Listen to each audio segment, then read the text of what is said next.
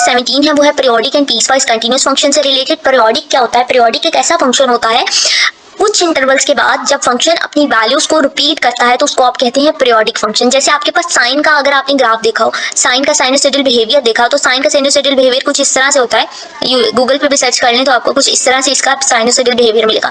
कुछ इंटरवल्स के बाद साइन अपनी वैल्यूज को रिपीट करता है, तो ये आपके पास साइन का जैसे मैंने बताया। इसके अलावा आपके पास जितने भी ट्रिग्नोमेट्रिक फंक्शंस होते हैं ना, वो सारे पीरियोडिक होते हैं। अब आप पीरियोडिक की डेफिनेशन क्या कह सकते हैं? Function which repeat it's values after certain intervals. कुछ इंटरवल्स के बाद फंक्शन अपनी वैल्यूज को रिपीट करें। रीड कर लेते हैं।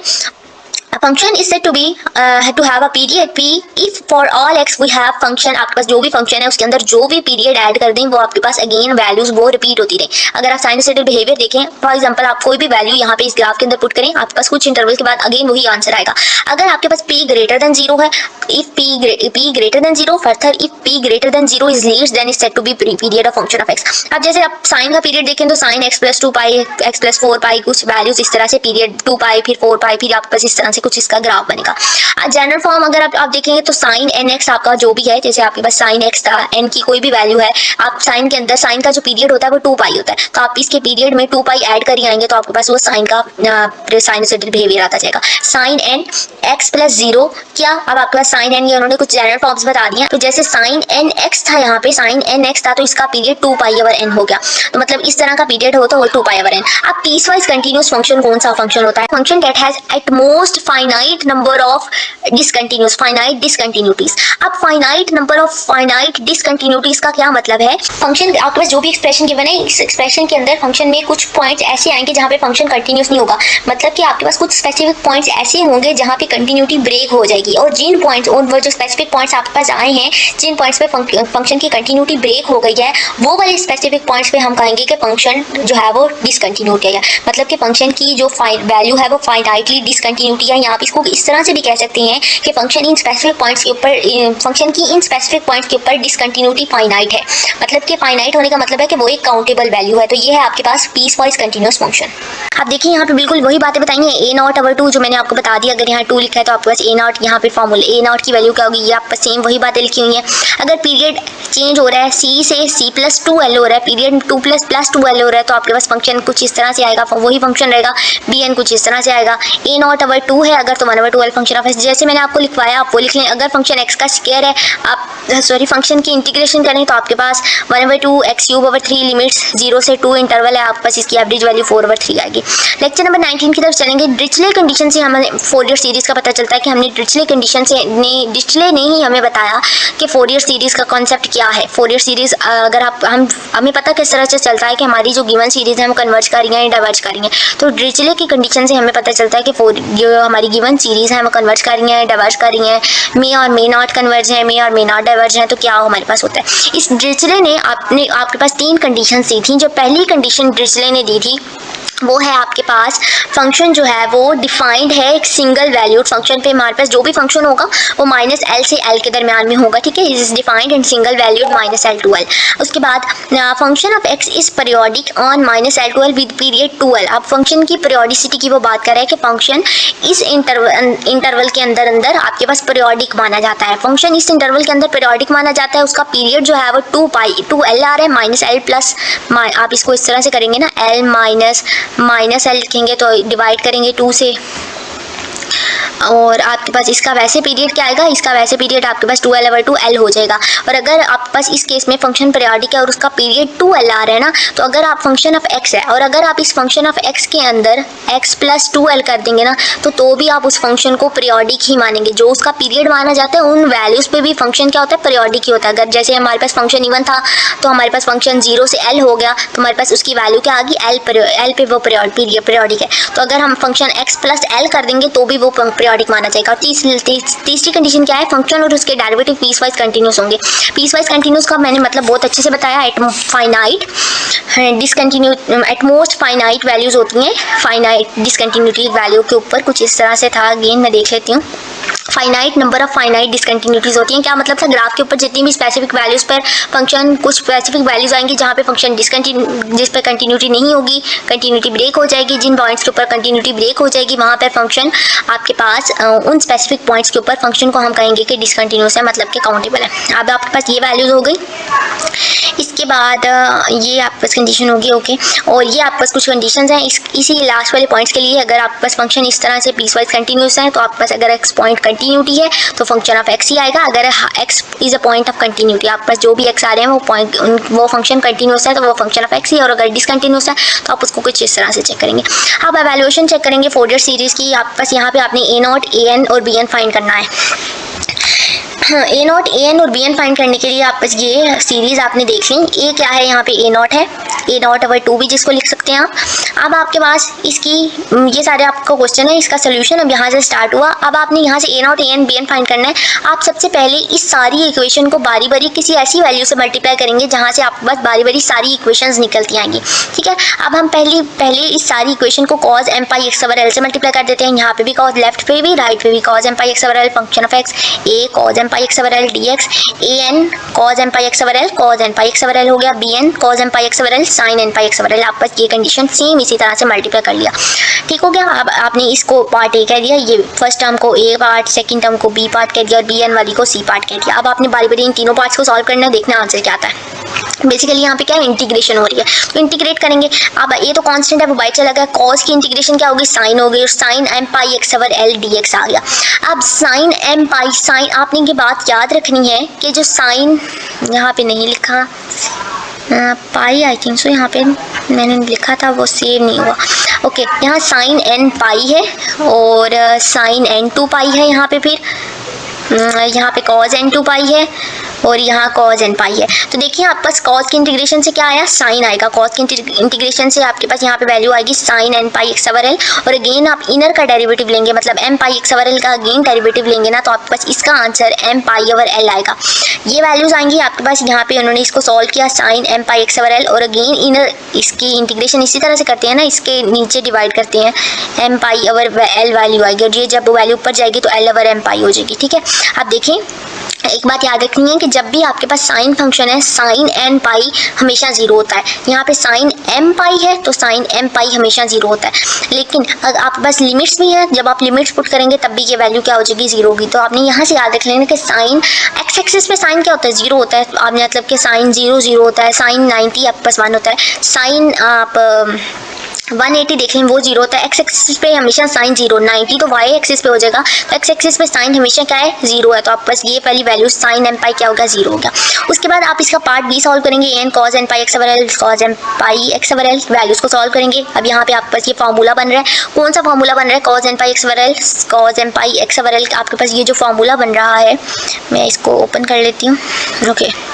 ये मैंने फार्मूलाज लिखे कुछ, ओके जी। आपके पास 2 साइन क्या फार्मूला है, आपके पास cos और cos का फंक्शन है, तो आपके पास जब cos a cos b हो, यहाँ 2 आ रहा है तो cos a cos b हो तो cos a plus b plus cos a minus b। यहाँ 2 मल्टीप्लाई हो रहा है, इस पूरे से आके डिवाइड हो जाएगा। हमारे पास यहाँ पे 2 तो नहीं ना आ रहा है यहाँ पे इस साइड पे, तो यहाँ पे 1/2 हो जाएगा। cos a plus b plus cos a minus b formula होता है cos m plus n pi x over l cos m minus एक दफ़ा a प्लस b और एक दफ़ा a माइनस b हो फंक्शन। लिखने के बाद ये फार्मूला उन्होंने अच्छे चले नीचे भी लिखा हुआ था। अब आपके पास यहाँ पे 2 कंडीशन हो सकती हैं, m n के इक्वल हो सकते हैं, हो सकता है कि m n के इक्वल ना हो। अगर m n के इक्वल है आपके पास यहाँ पे, अगर आप इसको m n के इक्वल यहाँ पे भी n कर देते हैं तो ये आपके पास cos स्क्वायर, यहाँ पे भी m कर देते हैं तो यहाँ पे आपके पास cos square m pi x over l बन जाएगा।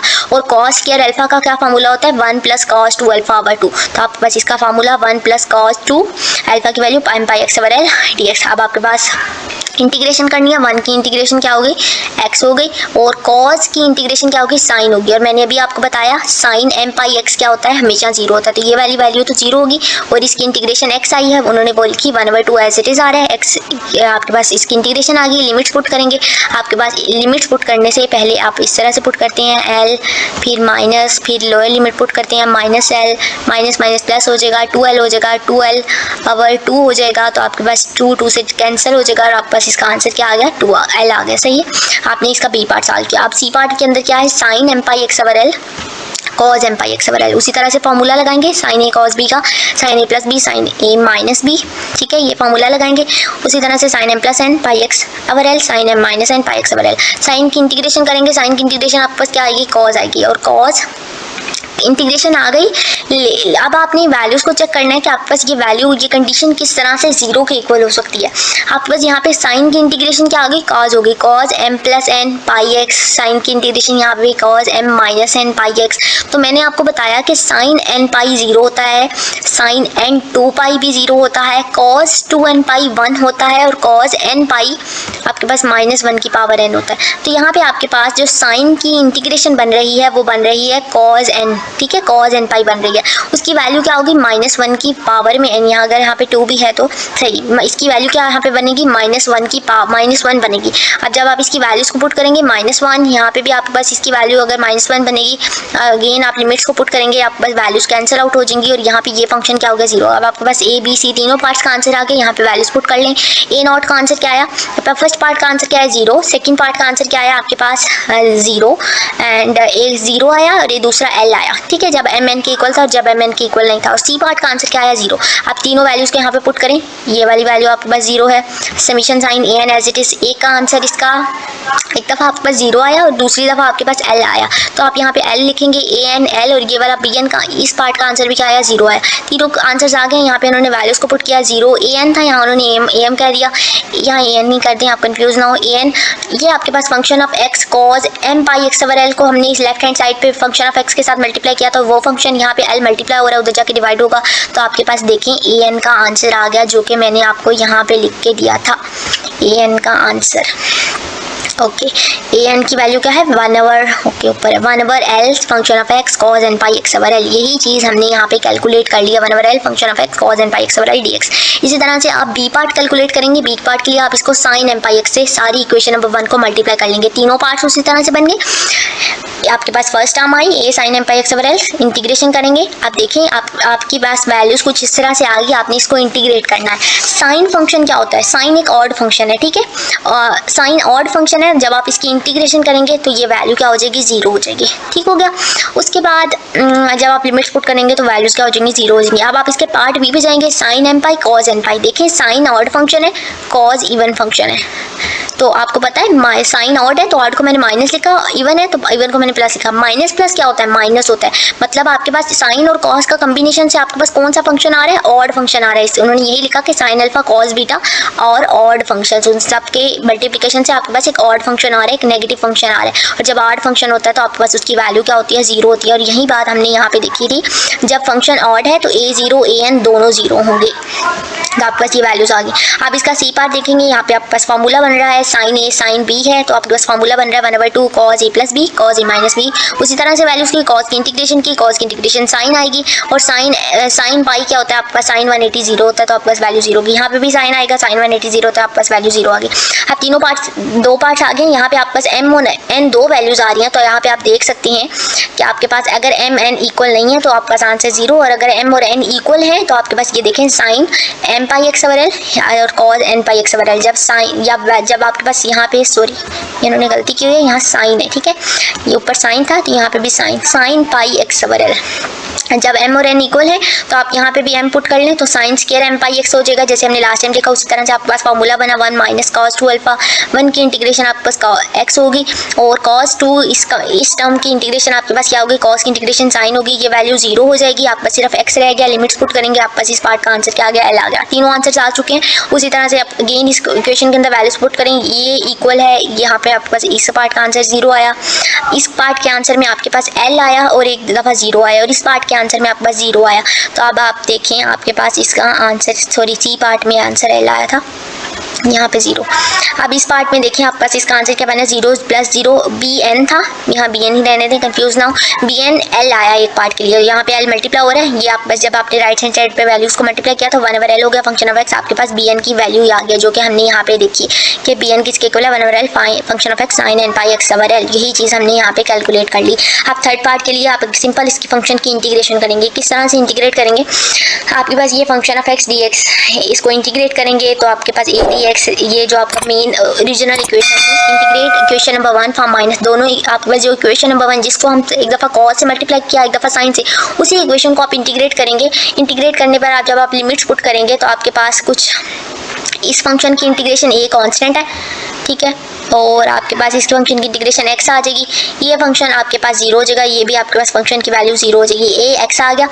आप x की वैल्यू पुट करेंगे -l to l, जब आप वैल्यू पुट करेंगे तो l आ जाएगा, तो आपके पास 2al इसका आंसर आ गया। आपने इसको कैलकुलेट कर लेना, मैं बहुत ज़्यादा एक्सप्लेन नहीं करेगी। आपके पास a का आंसर क्या आ गया 1/l, 1/, यहाँ 2 मल्टीप्लाई हो रहा है, इधर आके डिवाइड हो जाएगा, 1/2l function of x dx। अब आप इस 1/2l function of x dx को कह सकते हैं कि ये जो आपके पास 2a है ये किसके इक्वल है, an के इक्वल। अब देखिए यहाँ पे अगर कहता है an 1/l function of x dx, आपके पास जो an का आंसर है 1/l function of x cos n pi x/l आया। अगर आप इसी आप ये जो आपके पास सबसे पहले an का आंसर आया था, अगर आप इसी an के अंदर n 0 पुट कर देंगे ना तो आपके पास a0 का आंसर भी आ जाएगा। देखिए n 0 पुट कर दिया, cos 0 हो गया, तो आपके पास ये cos 0 क्या होता है 1 होता है, तो 1/l फंक्शन ऑफ x आपके पास a0 का आंसर भी आ गया। आपको a0 का आंसर कैलकुलेट करने की ज़रूरत ही नहीं पड़ी जब आपने an और bn दोनों फाइंड कर लिए, an फाइंड कर लिया। तो अब आपके पास a0 अगर वो कहीं पे 2a के इक्वल है और अगर वो आपको कहीं a0/2 लिख देता तो कंफ्यूज नहीं होना, ये आपके पास a0/2 या अगर a0 लिखा हुआ है तो वो ठीक है। ठीक हो गया, आपके पास इक्वेशन a0/2 प्लस आपने an भी फाइंड किया, bn भी फाइंड कर लिया, तीनों वैल्यूज फाइंड कर ली। यहाँ तक नंबर 22 की तरफ चलेंगे। अच्छा, लास्ट टाइम मैंने आपको बताया था आपके पास फंक्शन इवन हो तो आप चेक कर लेते हैं, फंक्शन ऑड हो तो आप चेक कर लेते हैं कि आपने कौन कौन से कोफिशिएंट फाइंड करने हैं। अगर तो आपको बता देना कि हाफ रेंज कोसाइन सीरीज है, हाफ रेंज साइन सीरीज है, तब आपने अगर वो कोसाइन सीरीज है तो मतलब आपके पास फंक्शन इवन होगा। अगर फंक्शन इवन होगा तो आपने कौन सी वाली वैल्यूज को फाइंड करना है, a0 an को फाइंड करना है, और अगर ऑड होगा तो bn को फाइंड करना है। तो ये आपके पास कुछ वैल्यूज थी जो कि आपने याद रखनी थी। लेकिन अगर वो आपको क्वेश्चन में नहीं बताते कि आपका जो फंक्शन है या आपका जो सीरीज है वो कोसाइन सीरीज है या साइन सीरीज है, अगर वो नहीं बताते तो आपने उसके सारे कोफिशिएंट्स को फाइंड करना है। अगर हम यहाँ पे इसकी वैल्यू को चेक कर भी लेंगे, हमारा जो गिवन फंक्शन x स्क्वायर है ये ऑड फंक्शन है या इवन फंक्शन है, तो हमारे पास माइनस जब हम इस फंक्शन के अंदर पुट करेंगे माइनस ऑफ x का स्क्वायर पुट करेंगे, यहाँ पे हम x की जगह पे माइनस रिप्लेस कर ले तो माइनस x का स्क्वायर अगेन x का स्क्वायर, वही वाला फंक्शन अगेन आ जाएगा। फंक्शन चेंज नहीं हुआ, अगर फंक्शन चेंज नहीं हो तो वो एक इवन फंक्शन होता है। इसको करने के लिए आपने उसी तरह से फोरियर सीरीज का जो फार्मूला हमने लास्ट टाइम पूरा ड्राइव करना सीखा, सारे an bn के कोफिशिएंट सीखे, वही वाले देखेंगे। अब फंक्शन ऑफ x क्या है, a plus summation an cos n pi x/l bn sin n pi x/l, और जब आपके पास x क्या है, x जो है वो 0 से 2 पाई के अंदर है। अब आपने यहाँ पे इसका l पता होना जरूरी है। l क्या आएगा आपके पास 2 पाई माइनस 0, और इसको 2 पे डिवाइड कर देंगे तो आपके पास l क्या आ गया, पाई आ गया। इसको करने के लिए मैंने आपके यहाँ पे अगेन नोट्स बनाए। सिर्फ नोट्स बनाने की मेन वजह थी कि इंटीग्रेशन, ठीक है, इस इंटीग्रेशन को समझाने के लिए मैंने सारे नोट्स बनाए इन एग्जांपल से। तो देख लेते हैं। आपके पास सबसे पहले फंक्शन ऑफ x 0 से 2 पाई के दरमियान में है, और आपका l क्या आ गया 2 पाई माइनस 0/2 किया तो l पाई आ गया। ओके हो गया। अब आपने a n और bn इसका फाइंड करना है। a n के लिए फार्मूला ये होता है 1/l function of x cos n pi x/l dx। Function of x क्या है, x का स्क्वायर है, cos n pi x/l dx। a n का ये फार्मूला होता है। इसी तरह से आप bn का फार्मूला लगाएंगे और वैल्यूज को फाइंड करेंगे। सारी वैल्यूज पुट कर ली, लिमिट 0 से 2 पाई के दरमियान थी, और l आपका पाई आ चुका है, इस 1/l की जगह पे पाई पुट कर लिया। अब आपके पास यहाँ पे दो फंक्शंस आए हैं, मैंने इसको सेपरेट करके लिखा। देखिए आपके पास x स्क्वायर एक फंक्शन है और एक cos n x एक फंक्शन है। अब जब आपके पास इस तरह से दो फंक्शन आ जाते हैं ना तो आप इंटीग्रेशन बाय पार्ट्स लगाते हैं, टर्म बाय टर्म इंटीग्रेशन करते हैं। इसका क्या मतलब होता है, इंटीग्रेशन बाय पार्ट्स क्या था, आप first function as it is रखते हैं, सेकंड की इंटीग्रेशन करते हैं, फिर माइनस का साइन, फिर फर्स्ट का डेरिवेटिव लेते हैं, सेकंड की इंटीग्रेशन अगेन उस वैल्यू करते हैं, फिर आप फर्स्ट का अगेन ये जो आपने देखिए, अभी हम एग्जांपल को समझेंगे ना फिर आपको ये फार्मूला इजीली समझ आ जाएगा। देखिए आपके पास first function as it is रखते हैं हमेशा, जो भी फंक्शन है ना आपने फर्स्ट दो आपने नेम दे दिया, ये फर्स्ट फंक्शन, ये second function. First function as it is, second की इंटीग्रेशन की, तो cos n x की इंटीग्रेशन आपने करनी है 1/pi x square as it is. cos की इंटीग्रेशन क्या होती है, cos की इंटीग्रेशन होती है sin, तो sin n x आ गया। और इंटीग्रेशन में क्या होता है कि ये जो आपके पास इनर में टर्म पड़ी है ये भी इधर नीचे आती है, तो nx नीचे आएगा तो x की वैल्यू क्या हो जाएगी, यहाँ 1 हो जाएगी, तो n इंटू 1 आपके पास क्या आ गया, sin nx अब n आ गया। तो आपके पास ये x स्क्वायर sin nx आया। ये मैंने आपको समझाने के लिए सेपरेट करके लिखा, मेन यहाँ से स्टार्ट हुआ। आप first function as it is, second की इंटीग्रेशन की, sin nx अब n आ गया। फिर फर्स्ट फंक्शन का डेरिवेटिव, आपके पास x स्क्वायर का डेरिवेटिव क्या हो गया, 2x हो गया। फिर इसके बाद आप इतना करने के बाद ये जो आपके पास सेकंड फंक्शन है इसकी अगेन इंटीग्रेशन करनी है, और दरमियान में माइनस का साइन। फिर देखिए x स्क्वायर का डेरिवेटिव 2x हो गया, साइन nx ओवर n है, तो साइन की इंटीग्रेशन हो जाती है माइनस कॉज, तो माइनस कॉज n x, और ये नीचे n डिवाइड हो रहा था वो n एज इट इज, और ये जो कॉज n x अवर आपके पास जब साइन की इंटीग्रेशन करेंगे तो cos nx आएगा, तो अगेन इसके इनर के अंदर nx नीचे आएगा ना, तो nx जब नीचे आएगा तो ये x1 हो जाएगा, तो आपके पास n यहाँ पे एक अगेन n आ जाएगा। देखिए बात यही है, जब आपने यहाँ पे cos की इंटीग्रेशन की तो sin nx आया, फिर आपने इसके इनर का टर्म का अगेन लिया इंटीग्रेशन की, तो आपके पास ये वाला डेरिवेटिव लिया तो नीचे वाली टर्म n होगी, x1 हो गया। यहाँ पे भी आपके पास ये वाला n एज इट इज आ रहा है, इस n को आप बेशक बाहर निकाल दे, 2x ओवर n चल मैं कर देती हूँ, इसको छोड़ दें। अब आपने sin nx की इंटीग्रेशन करनी है, इस नीचे वाली टर्म को भी छोड़ दें, sin nx की इंटीग्रेशन माइनस cos nx होगी, और अगेन इस अंदर वाली टर्म का डेरिवेटिव तो आपके पास n आ जाएगा, तो ये आपके पास at the end n square बन जाएगा। फिर आपने इस 2x की अगेन डेरिवेटिव लेना है, आपने ये डेरिवेटिव तब तक लेना होता है जब तक ये 2 आपके पास यहाँ पे लास्ट पे एक कांस्टेंट टर्म नहीं आ जाती है, तो माइनस आपके पास अगेन इसका डेरिवेटिव लेंगे तो आपके पास यहाँ पे प्लस का साइन आता है, अगेन 2x का डेरिवेटिव 2 हो गया, फिर ये आपके पास n स्क्वायर बन रहा है, इस n स्क्वायर को मैं बाहर निकाल देती हूँ। इसके बाद आपके पास है minus cos nx, minus as it is रहने दिया, cos की इंटीग्रेशन sin nx हो गई, और अगेन टर्म आपके पास यहाँ से नीचे क्या आ गई, nx आ गई, और x1 हो जाएगा, तो आपके पास एक n बाकी बच गया। अब ये n स्क्वायर और ये n, ये जो पीछे से यहाँ पे n आया था, फिर यहाँ n स्क्वायर बना, और यहाँ पे अब क्या बन गया, n क्यूब बना। तो आपके पास लिमिट 0 से 2 पाएंगे। आई होप सो आपको इंटीग्रेशन समझ आई होगी, अगर समझ फिर भी नहीं ना आई तो आप एक दफा इसको दोबारा से रिवर्स करके वीडियो को बैक करके सुने, बस एक दफा ध्यान से सुन लें, इंशाल्लाह मुझे उम्मीद है आपको समझ आ जाएगी। अब देखें इसके बाद आपके पास ये फंक्शन हो गया, माइनस माइनस प्लस हो जाएगा, 2x cos nx over n square हो गया, प्लस माइनस माइनस cos की इंटीग्रेशन साइन, तो मैंने उस माइनस साइन को अंदर मल्टीप्लाई नहीं किया था, अगर आप मल्टीप्लाई कर लेंगे तो फिर यहाँ पे अगेन प्लस ही आएगा। तो देखिए मैंने इसको एज इट इज रहने दिया, और उसकी इसी वाली वैल्यू को उठा के यहाँ पे इस पूरी की इंटीग्रेशन कर ली, माइनस साइन भी एज इट इज रहने दिया, तो माइनस साइन x आपके पास प्लस माइनस माइनस हो गया, sine nx over n cube. अब आप लिमिट्स पुट करेंगे, पहले अपर लिमिट पुट करते हैं, अपर लिमिट पुट करेंगे तो x की जगह पे, क्योंकि आपके पास x की रिस्पेक्ट से इंटीग्रेशन कर रहे थे, तो आपके पास x की जगह पे 2 पाई का square sine n 2 pi plus 2, आपके पास x की जगह 2 pi minus 2 sine n, x की जगह पे 2 पाई। फिर आप लोअर लिमिट पुट करेंगे, लोअर लिमिट पुट करते हैं तो अपर से लोअर लिमिट के दरमियान जाएं, तो यहाँ पे फिर अपर से लोअर में जाएं तो यहाँ पे माइनस का साइन आएगा, फिर यहाँ पे x की जगह 0 पुट किया, x की जगह 0 0, जहाँ x आ रहा है वहाँ 0 पुट कर लिया।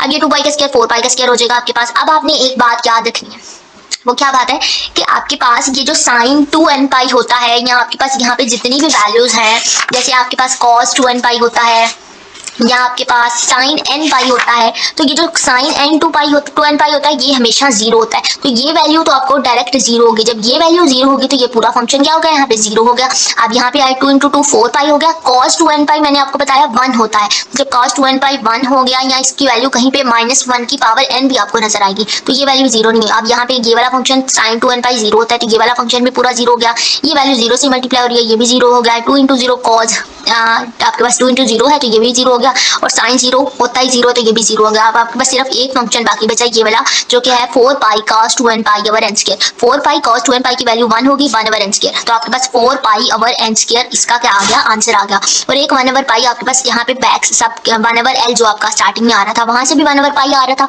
तो 1 ओवर पाई को जब आपने मल्टीप्लाई किया तो आपके पास 4 ओवर n स्क्वायर इसका क्या आ गया, an का आंसर आ गया। अब आपको समझ आ गई होगी साइन 2n पाई, आपको कहीं जगह पे -1 की पावर n भी नजर आएगा, और ये वैसे 1 के इक्वल होता है, ज्यादा आप 1 के इक्वल रखते हैं। आप इसको चेक भी कर सकते हैं कि ये -1 की पावर n कैसे। अब आपने इसका bn फाइंड करना है, उसी तरह से 1 ओवर l इसका फॉर्मूला लगाएंगे, 1 ओवर पाई x square sine n pi x। अब आपके पास x l क्या है, पाई है, तो साइन n पाई x, यहाँ पे अब आपने पाई पुट किया तो ये साइन n x रह गया। उसी तरह से आपके पास ये फर्स्ट टर्म, ये सेकंड टर्म, फर्स्ट टर्म की को एज इट इज सेकंड की इंटीग्रेशन करेंगे, तो साइन की integration minus cos nx over n होगी। फिर आपके पास फर्स्ट का derivative minus sine x square का derivative 2x minus as it is cos की इंटीग्रेशन साइन nx, ये n एज इट इज आ रहा है, और यहाँ पे जब आपने इसकी अगेन इंटीग्रेशन की तो एक और n नीचे आ गया। फिर 2x की इंटीग्रेशन 2 हो गई, minus as it is sine की इंटीग्रेशन क्या होती है, माइनस कॉस होती है, तो ये माइनस और ये जो पहले माइनस इधर पड़ा हुआ साइन की इंटीग्रेशन माइनस कॉस, तो जब आपने इसकी इंटीग्रेशन की तो माइनस कॉस आया, और ये माइनस और माइनस इधर जाके क्या हो जाएगा, प्लस हो जाएगा।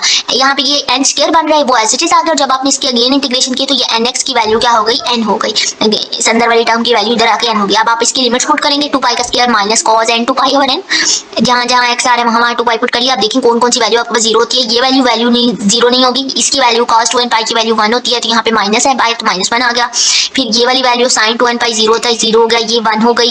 फिर आपके पास ये तो 0 से मल्टीप्लाई हो रही है, ये भी 0 से मल्टीप्लाई हो रही है, और ये वाली वैल्यू आपके पास यहाँ पे आपके पास cos 0 1 होता है तो ये 1/n³ आई थिंक सो बन सकता है। ओके बन गया।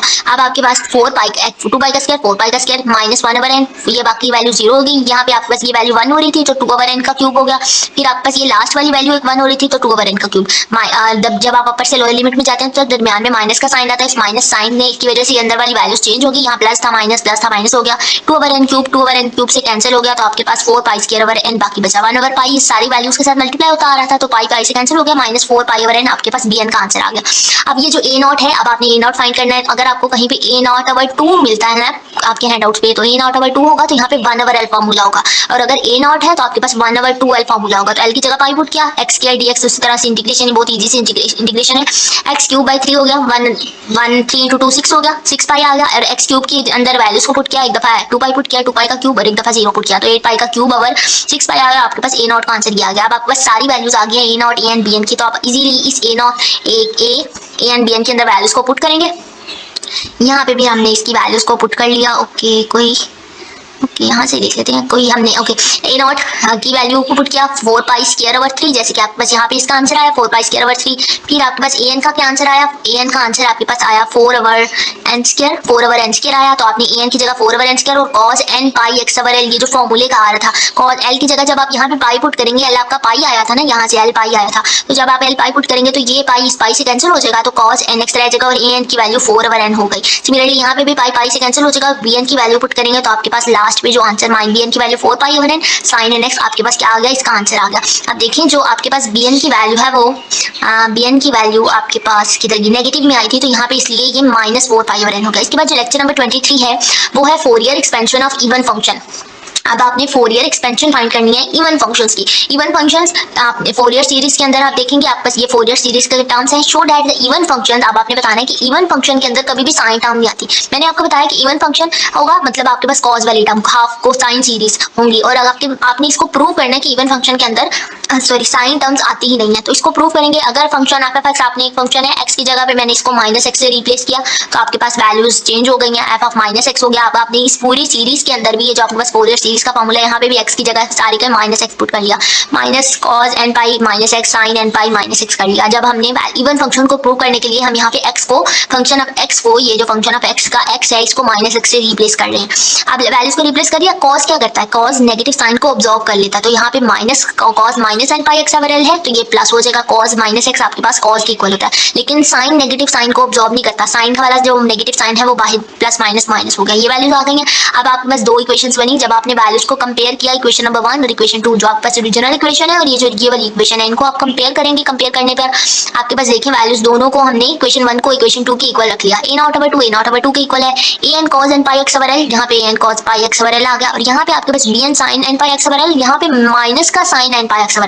यहाँ तक करने के बाद ये तो आपने देख लिया, यहाँ पे सम साइन जो है वो दोनों का होता है, an के मतलब समीशन an के साथ an cos n pi x/l के साथ भी है, bn sin n पाई x/l के साथ भी है, दोनों के साथ है। पहले तो आपने इस सम को ओपन कर लिया, सम को ओपन कर लिया, दोनों साइड पे सम को ओपन कर लिया, दोनों के साथ सेपरेट। अब आपके पास ये जो लेफ्ट हैंड साइड पे a0/2 है ये दोनों कैंसिल हो गए, an cos n pi x/l की वैल्यू भी क्या हो जाएगी, कैंसिल हो जाएगी। बाकी वैल्यू सिर्फ ये बचेगी bn sin n पाई x/l minus bn sin n पाई x/l के इक्वल हो जाएगा। अब ये वैल्यू यहाँ माइनस है उधर जाएगी तो ये प्लस हो जाएगी और ये 2bn हो जाएगा। 2 कांस्टेंट है बाहर चला गया तो bn sin n पाई x/l आ गया। यहाँ 2 मल्टीप्लाई हो रहा है इस पूरी सीरीज से, यहाँ 0 की तरफ आएगा तो डिवाइड हो जाएगा तो bn sin n पाई x/l 0 के इक्वल होगा। अब देखें जब आपने bn sin n पाई x/l की वैल्यू क्या हो गया, 0 हो गया, तो आप अगेन अपनी इक्वेशन नंबर 1 के अंदर यहाँ पे इसकी जगह पे 0 पुट कर देंगे तो देखिए आपके पास सिर्फ ये वाली सीरीज रहेंगी। a0/2 तो है ये constant coefficient an cos n pi x/l, तो अब आपने प्रूव ये करना था जब आपका इवन फंक्शन है तो फंक्शन में सिर्फ cos सीरीज आएंगी, साइन वाली टर्म आएगी नहीं। तो आपके पास लास्ट एट द एंड जब आपने इक्वेशन के अंदर वैल्यूज पुट की तो यहाँ पे कोई साइन सीरीज नहीं आई है। इसके बाद जो लेक्चर नंबर 24 है इसके अंदर half range expansion of identity function है।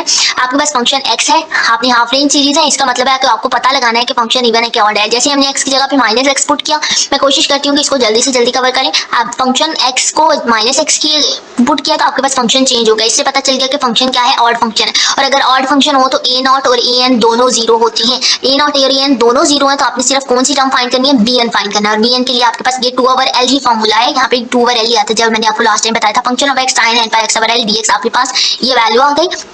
एल की वैल्यू आप यहाँ से पता लगाएंगे। एल आपके पास क्या बनता है, एल आपके पास 2, जब आपके पास इस तरह से सीरीज है तो आपके पास जो एल ये जो लोअर सॉरी ये आपके पास 2 से 0 ओके ये जो आपके पास अपर लिमिट होती है ये अपर लिमिट आपके पास यहाँ पे एल होता है, तो एल की जगह पे 2 पुट किया, यहाँ पे भी sin n pi x over 2 put किया। अब आपके पास दो फंक्शंस बन रहे हैं, इंटीग्रेशन पे पार्ट्स लगाएंगे, first function as it is आ गया, फिर आप sin n pi x over 2 की इंटीग्रेशन करेंगे तो sin n pi x sin की इंटीग्रेशन माइनस कॉस तो minus cos n pi x over 2 and again ये जो अंदर वाली टर्म है n pi x over 2 की इंटीग्रेशन तो n pi over 2 आएगा x1 हो जाएगा, तो वो अगेन इस फंक्शन के साथ आके डिवाइड हो जाता है। लास्ट टाइम जैसे हमने देखा sin n x की आप जब इंटीग्रेशन करते थे तो आपके पास अगर इसकी इंटीग्रेशन sin n x की इंटीग्रेशन cos आई तो cos nx आई, ठीक है। और ये जो आपके पास नीचे अगेन इस ये जो अंदर वाला टर्म है इसका अगेन आप क्या करते हैं डेरिवेटिव, तो n as a constant x value का हो जाएगी 1 होगी तो n into 1 आपके पास आ गया एंड तो cos nx over n sin nx की इंटीग्रेशन आई, तो यहाँ पे भी ऐसे sin n pi की integration minus cos n pi x over 2 and again इस वाली अंदर वाली टर्म की इंटीग्रेशन n pi over 2 होगी। फिर आपने फर्स्ट फंक्शन का डेरिवेटिव लेना है,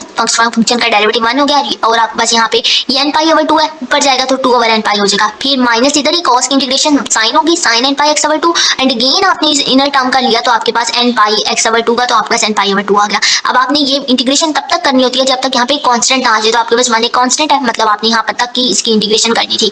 इसके बाद अब ये आपके पास वैल्यूज मुझे इसको खत्म कर लेना चाहिए था, खत्म नहीं किया मैंने, ओके माइनस आपके पास ये वैल्यू क्या बन गई प्लस माइनस माइनस हो गया 2 over n pi बन गया था तो 2x over n pi हो गया। ये जब वैल्यूज ऊपर जाएंगी n pi over 2 है ना, तो जब ऊपर जाएगा तो 2 over n pi हो जाएगा, तो 2 over n pi और ये x इधर मल्टीप्लाई हो रहा है तो 2 over n pi cos n pi x over 2 आपके पास यहाँ पे वैल्यूज क्या आई माइनस माइनस प्लस हो गया 2 over n pi, तो ये वैल्यू n pi over 2 है, ये भी जब ऊपर जाएगी तो क्या हो जाएगी 2 over n pi हो जाएगी। Similarly sin n pi x over 2 आ गया 2 over n pi 4 over n square pi square हो गया आपके पास। बाकी आपके पास ये आपने लिमिट्स पुट करनी है, x की जगह एक दफा अपर लिमिट पुट की 2 फिर लोअर लिमिट पुट की 0, x की जगह 2 पुट किया, जहां जहां x आ रहा है 2 पुट किया, आप बस इस लिमिट के अंदर वैल्यू के अंदर 2 पुट किया, फिर आपने इस x की जगह 0 पुट किया, फिर आपने यहाँ पे भी इस x की जगह पे क्या पुट किया 0 पुट किया, माइनस 2 into 2 4 हो गया। और cos n 2 n pi मैंने आपको बताया 1 होता है, तो आपके पास ये 2 इस 2 से कैंसिल कर लेते हैं, 1 ओवर माइनस 2 ओवर आपके पास n pi इस फर्स्ट पार्ट का आंसर आ गया। sin 2 n pi 0 होता है तो ये पूरी वैल्यू ही 0 होगी। cos 2 n आपके पास cos n pi आपके पास कौन सी वैल्यू है, देखिए आपके पास cos n pi into 0 equal to 2 है। इस वैल्यूज को आप इस तरह आप एक बात और भी याद रख सकते हैं यहाँ पे कि इवन फंक्शन cos अगर इवन फंक्शन पाई है ना, जैसे आपके पास cos इवन फंक्शन है 2 पाई, तो इवन फंक्शन का cos हमेशा क्या होता है आपके पास 1 होता है, cos 2 पाई क्या होता है हमेशा 1 होता है। और अगर आपके पास ऑड फंक्शन है cos 3 cos 4 पाई है cos 6 पाई है, ये सारे क्या होंगे 1 होंगे, लेकिन अगर यहाँ पे cos 3 पाई है और 3 एक ऑड है ना तो ऑड वैल्यू है, तो cos 3 पाई ये ऑड फंक्शन हो गया। जैसे ही फंक्शन ऑड हो गया तो ऑड फंक्शन की वैल्यू क्या होती है -1 होती है। अगर cos एक इवन फंक्शन है तो वो +1 उसका आंसर होगा, और cos एक ऑड फंक्शन है तो उसकी वैल्यू क्या होगी आपके पास -1 होगी। जैसे cos पाई, तो cos पाई के साथ कुछ भी नहीं तो 1 है, तो cos 1 एक ऑड फंक्शन है तो cos पाई -1 होता है। तो यहाँ से भी आप याद रख सकते हैं कि ऑड फंक्शन cos का -1 वैल्यू देता है। अब आप बस यहाँ से फर्स्ट टर्म का आंसर ये आया -4 over n pi cos, यहाँ से अच्छा आप इस 2 को इस 2 से कैंसिल कर सकते हैं, इस वाली वैल्यू को कैंसिल नहीं करें। अब आप इसी वैल्यू को बस अब आपने इस 2 को इस 2 से कैंसिल कर लिया, cos n pi आपके पास वैल्यू आई cos n pi, ओके ये भी नहीं यहाँ पे आता, मैंने ध्यान नहीं किया, नहीं तो मैं आपको पीडीएफ बनाती इसको रिमूव कर देती। अब इसके बाद 4 over n square ये sin 2 n pi आपके पास वैल्यू हो ही 0 की है, तो ये पूरी वैल्यू जब इससे मल्टीप्लाई होगी तब भी 0। इसके बाद -2 into 0 है, तो इस 0 ने इस पूरे फंक्शन को क्या कर दिया 0 कर दिया, और यहाँ पे आपके पास sin n pi है तो ये वैल्यू है 0 हो जाएगी। तो आपके पास सिर्फ एक टर्म का आंसर आया, ये फर्स्ट वाली टर्म का -4 over n pi cos n pi, सिर्फ ये वाली वैल्यू आई है। यहाँ से आपके पास -4 over n pi cos n pi bn का क्या आ गया आंसर आ गया। अब आपने a0 और an तो फाइंड ही नहीं करना था, यहाँ पे a0 और an की तो वैल्यू ही 0 है, वैल्यू 0 पुट की, bn की वैल्यू पुट की, -4 over n pi cos n pi value put की, और आपके पास यहाँ पे जो नेक्स्ट वैल्यू है वो है sin n pi x over l की जगह पे 2 पुट कर लिया। अब आपके पास ये वाला फंक्शन एट द एंड आपके पास आया। अब आपने इसका सम साइन ओपन करना है, समीशन साइन को ओपन करना है। समीशन साइन को आप किस तरह से ओपन करेंगे, समीशन n 1 to infinity है तो आपने n को ऑलमोस्ट 3 वैल्यूज दे दें या 4 वैल्यूज दे दें, तो मैंने यहाँ पे n को values the n 1 to infinity है, n को 1 वैल्यू दी इस पूरे फंक्शन के अंदर। अच्छा इसको ऐसे कर लेते हैं, ओके 4 over पाई कांस्टेंट है, बाहर निकाल दिया 1/n cos n पाई sin n pi over 2। n को 1 वैल्यू दी तो 1/n cos n पाई है तो 1 पाई, और sin n pi pi x by 2 है तो n की जगह पे 1 sin 1 पाई। फिर आपने n को 2 वैल्यू दी 1/2 sin n की जगह पे 2 sin 2 पाई x बाई 2 और cos 2 पाई। फिर आपके पास sin 3 पुट करें, फिर sin 4 n 4 पुट करें, आपके पास डिफरेंट वैल्यूज आती रहेंगी। अब -4/पाई आपके पास जो नेक्स्ट ये वाली वैल्यू मैंने आपको बताया cos पाई क्या होता है, इवन ऑड फंक्शन का cos क्या होता है, माइनस होता है। ऑड फंक्शन में अगर वैल्यू आ जाए तो ये -1 हो गया, तो जब ये माइनस इस सारे से मल्टीप्लाई होगा तो -sin पाई x बाई 2। अब आपके पास cos 2 pi okay 1/2 sin 2 pi x by 2 और cos 2 पाई है। तो और इवन फंक्शन का में cos की वैल्यू आए तो इवन फंक्शन में cos हमेशा 1 होता है, तो इसकी जगह पे 1 पुट किया, बच गया। ऑड फंक्शन का cos क्या होगा, यहाँ पे -1 होगा, तो यहाँ पे -1 पुट किया। अब ये -1 इसको क्या कर देगा, यहाँ पे वैल्यूज। अब आप क्या कर सकते हैं, यहाँ पे बाहर में तो -4/पाई था, बाहर में तो -4/पाई था। अब इस माइनस को अंदर मल्टीप्लाई कर लें तो माइनस माइनस यहाँ पे प्लस हो गया, यहाँ पे माइनस प्लस माइनस हो गया, यहाँ पे माइनस, यहाँ पे प्लस माइनस क्या होगा आपका, ये वाला प्लस और ये वाला माइनस माइनस होगा। अब ये माइनस जब इस माइनस से मल्टीप्लाई होगा तो माइनस माइनस प्लस हो जाएगा। तो आपके पास एट द एंड ये आंसर आ गया इस क्वेश्चन का। तो यहाँ पे भी बिल्कुल इन्हीं लाइन्स पे सॉल्व किया गया। 4/पाई sin n pi x by 2 minus 1/2 sin 2 pi x by 2 minus 1/2 sin 2 pi x by 2 plus 1/3 sin 3 pi x by 2। तो ये आपके पास क्या आ गया, इसका आंसर आ गया। लेक्चर नंबर 24 हो गए हैं। 25 लेक्चर के अंदर आपके पास एक इवन एक्सटेंशन है, फंक्शन गिवन है, आपके पास ये नहीं बताया गया, ये बता दिया गया कि इवन एक्सटेंशन है। और जब इवन फंक्शन होता है तो आपको पता होना चाहिए कि आपके पास कौन सी वैल्यू जीरो होंगी। अगर इवन फंक्शन है तो bn जीरो होगा, a0 और an को फाइंड करना है। उसी तरह से an का ये फार्मूला है आपके पास, उसने l बता दिया, आपको फंक्शन बता दिया -2 से 2 के अंदर है, तो वो 2 प्लस -2 आपके पास 4/2 l क्या आ गया, 2 आ गया फंक्शन। अब आपने इसका चेक करना है कि वाकई इवन फंक्शन है। तो जब हमने x की जगह पे -x पुट किया तो आपके पास मॉड क्या करेगा, नेगेटिव साइन को ऑब्जॉर्व कर लेगा, अगेन वो उसी तरह से फंक्शन आ गया। अगर वही फंक्शन आ गया तो इवन है, तो आपके पास bn यहाँ पे क्या होता है, इवन फंक्शन में 0 होता है। अब आपके पास an की वैल्यू क्या है, an की वैल्यू, an का फॉर्मूला ये है, फंक्शन ऑफ x की वैल्यू पुट की, इंटीग्रेशन करनी है x और cos n pi x over 2 की। जब आप x function as it, first function as it is, second की integration sin n pi x over 2 and again इस इनर टर्म की इंटीग्रेशन आपके पास आ जाएगी n पाई ओवर 2 आ जाएगी। फिर x की इंटीग्रेशन करेंगे तो 1 हो जाएगी, साइन की integration cos n pi x over 2 and again इस वाली वैल्यू की इंटीग्रेशन आपके पास n पाई ओवर 2। और ये जो आपके पास n पाई ओवर 2 था यहाँ पे, जो इसके साथ इसी के साथ आ रहा था, मैंने इसको डायरेक्ट यहाँ पे 2/n पाई लिख दिया, ठीक है। इसके बाद देख क्या मतलब है इसका, n पाई ओवर 2 लिख दिया। अच्छा देखिए ये वाला फंक्शन तो एज इट इज आ रहा है ना, साइन की इंटीग्रेशन कॉस कर ली, ये n पाई ओवर 2 इधर नीचे डिवाइड हो रही है, यहाँ पे डिवाइड में लिखा। फिर आपने इस अगेन इस अंदर वाली टर्म की इंटीग्रेशन करनी है तो n पाई x डेरिवेटिव लेना, तो n पाई ओवर 2 आ गया।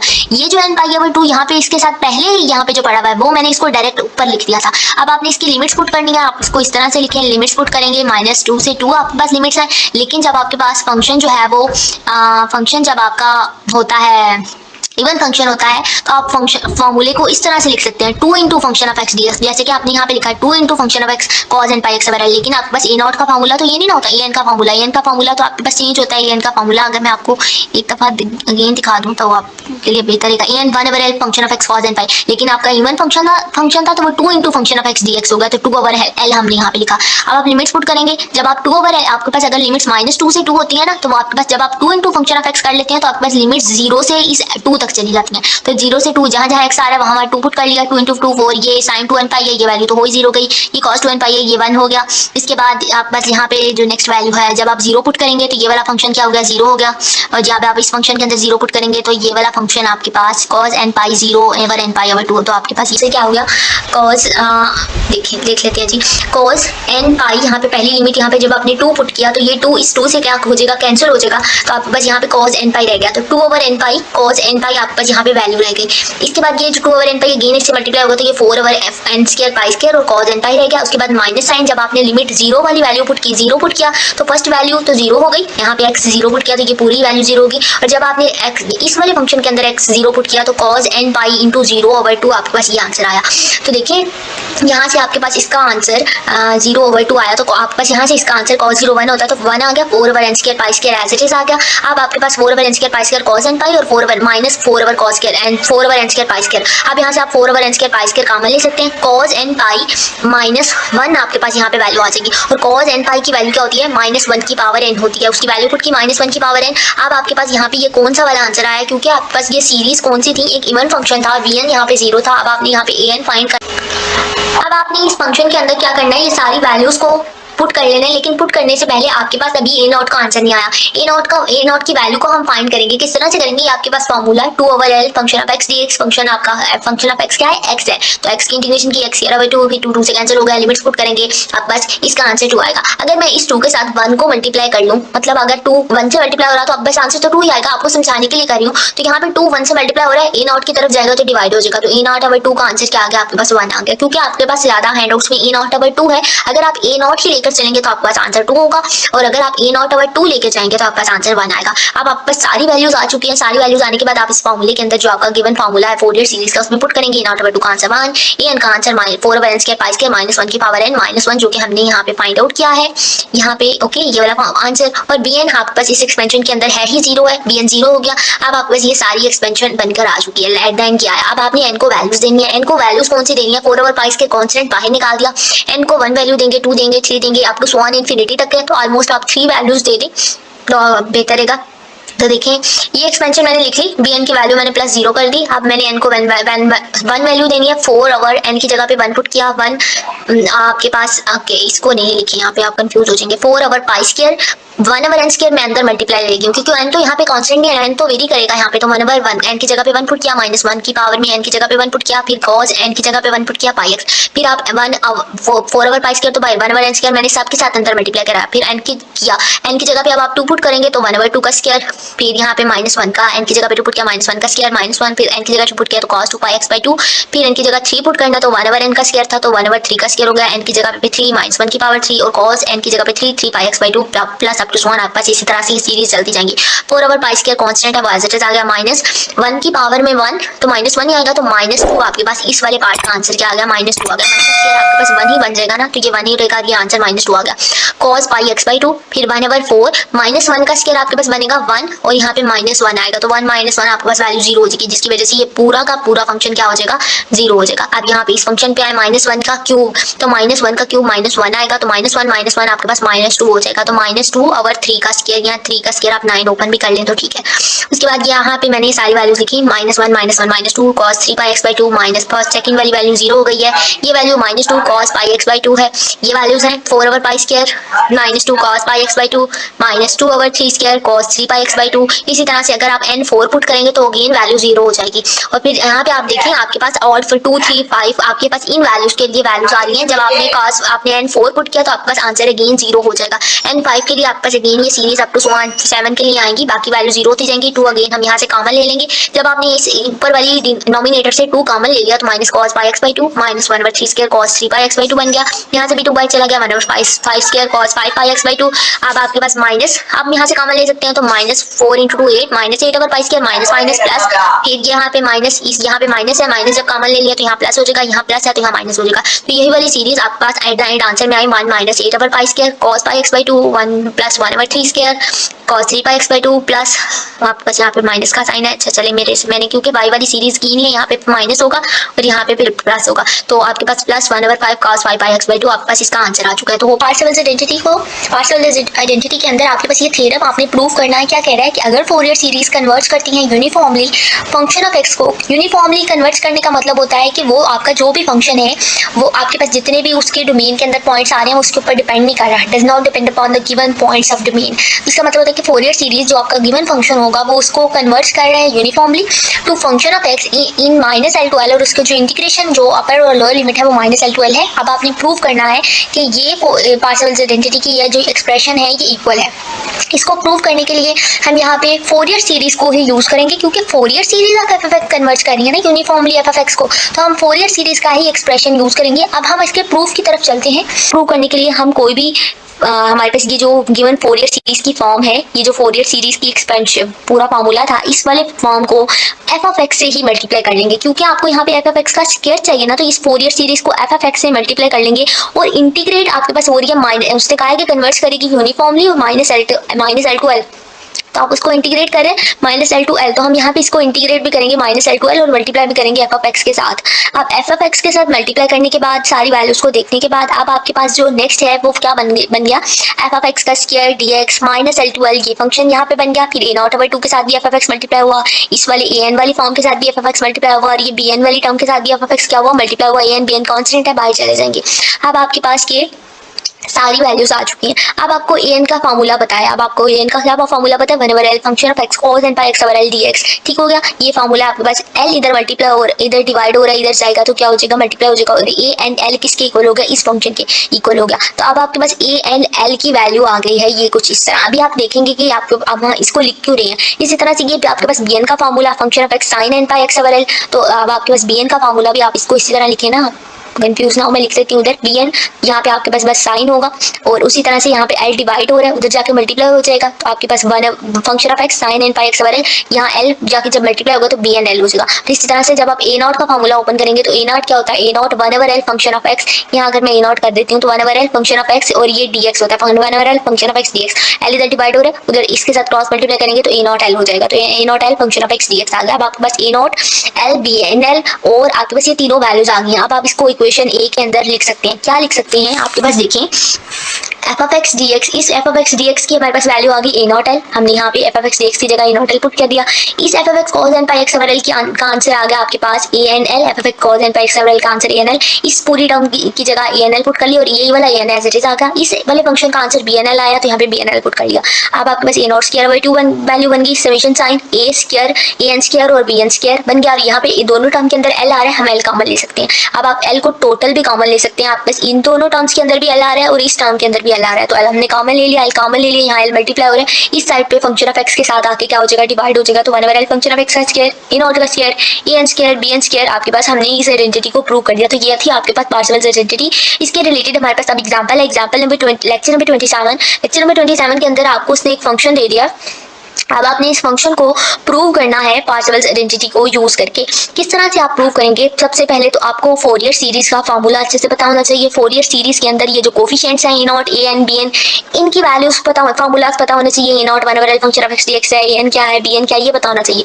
अब अगर तो वो आपको क्वेश्चन में a नॉट a n और b n की वैल्यू दे देता तो अच्छी बात है, आपको फाइंड नहीं करनी पड़ेगी। और अगर वो आपको क्वेश्चन के अंदर a नॉट और b n की वैल्यू नहीं देता तो आपको फार्मूलाज की हेल्प से उस फंक्शन को, जैसे हमने लास्ट टाइम फोरियर सीरीज में a not a n b n find करते हैं, वो हम सॉल्व करेंगे और तब हमारे पास a not a n b n की वैल्यू आएगी। अभी इस क्वेश्चन में उसने आपको a not a n b n की वैल्यू गिवन दे दी है और आपने इस फंक्शन से x - 2 से 2 है, ये चीज जो है वो प्रूव करनी है। अब आपने ये भी डिड्यूस करना है, ये भी प्रूव करना है कि ये वाली एक्सपेंशन, ये जो सीरीज है 1 की 4, 2 की 4, 3 की 4 पावर, ये पाई 4/90 के इक्वल है। अब हम उसी पार्सेवल्स आइडेंटिटी को यूज करेंगे जैसे कि उन्होंने कहा है। आपके पास आइडेंटिटी ये है, a not a n b n की उन्होंने वैल्यू बता दी है। a नॉट की वैल्यू क्या है 2, a n की वैल्यू क्या है 4/n स्क्वायर पाई स्क्वायर -1 की पावर n -1 और b n की वैल्यू क्या है 0। सारी वैल्यूज आपको पता है, डायरेक्ट आप फंक्शन के अंदर, फॉर्मूले के अंदर वैल्यूज को पुट करेंगे। वैल्यूज को पुट करने से पहले आपको l पता लगाना है। l क्या होगा, तो आप l को किसी भी तरह से पता लगा सकते हैं। 2 into upper limit into plus sorry यहाँ पे माइनस आता है, माइनस बस जो ओके -2 और इसको फिर हम 2 से ही डिवाइड कर देते हैं। तो आपके पास 2 माइनस माइनस प्लस हो जाएगा। 2 इंटू 2 4/2, आपके पास l क्या आ गया 2 आ गया। आप इस तरह से भी देख सकते हैं, इस तरह से आपके हैंडआउट्स पे जैसे लिखा है वैसे भी देख सकते हैं। अब 1/2, अब आपके पास इक्वेशन 1 के अंदर जब आप वैल्यूज को पुट करेंगे, फंक्शन ऑफ x क्या है, फंक्शन ऑफ x आपके पास मॉड ऑफ x है। तो अब जब आप x का स्केयर लेंगे ना, आपके पास पार्सेवल्स आइडेंटिटी क्या है, f ऑफ x का स्केयर। तो यहाँ पे x का मॉड ऑफ x का स्केयर लेंगे तो आप बस ये x का स्केयर ही बन जाएगा। तो x का स्केयर dx, a नॉट की वैल्यू क्या है 2 पुट किया, नीचे 2 as it is. a n की वैल्यू क्या है 4/n स्केयर पाई स्केयर -1 की पावर n -1 और इसका स्केयर है तो 4 का स्केयर क्या हो गया 16 और n स्केयर क्या हो गया n4 और पाई का स्केयर, अगेन पाई का स्केयर लेंगे तो वो पाई 4 और यहाँ पे -1 का पावर n और -1 प्लस bn की वैल्यू पुट करनी है। और bn उसने बता दिया आपको कि क्वेश्चन में 0 है, वो पुट कर लिया। और अगर आपके पास वैल्यू होती तो आपने इसका भी स्केयर लेना था। अब आपने इन इक्वेशंस को सॉल्व करना है। सॉल्व किस तरह से करेंगे, देखिए वैल्यूज को n को ओपन करना है। सबसे पहले तो आप इसकी इंटीग्रेशन कर लें। x स्क्वायर की इंटीग्रेशन आपके पास आएगी x³ 3 और x³ 3 आएगी। फिर आप इसके बाद इसके अंदर लिमिट्स पुट करेंगे। -2 से 2 लिमिट्स हैं, आप लिमिट्स पुट करेंगे। लिमिट्स पुट करने के बाद आप बस इसका आंसर 8/3 आएगा। 1/3 बाहर रख लेना, तो जब आप लिमिट्स पुट करेंगे तो आप बस 8/3 इसका क्या आएगा, आंसर आएगा। आप देखें ये 2 का स्क्वायर ओवर 2 है, ये 4 हो जाएगा। 4/2 आप बस 2 आ गया। अब आप बस इस वाली वैल्यूज को देखते हैं कि ये किस तरह से ओपन होंगी। -1 की पावर 1 -1 और यहाँ पे भी 1/n की पावर 4 था तो 1 की पावर में यहाँ पे 4 हो गया।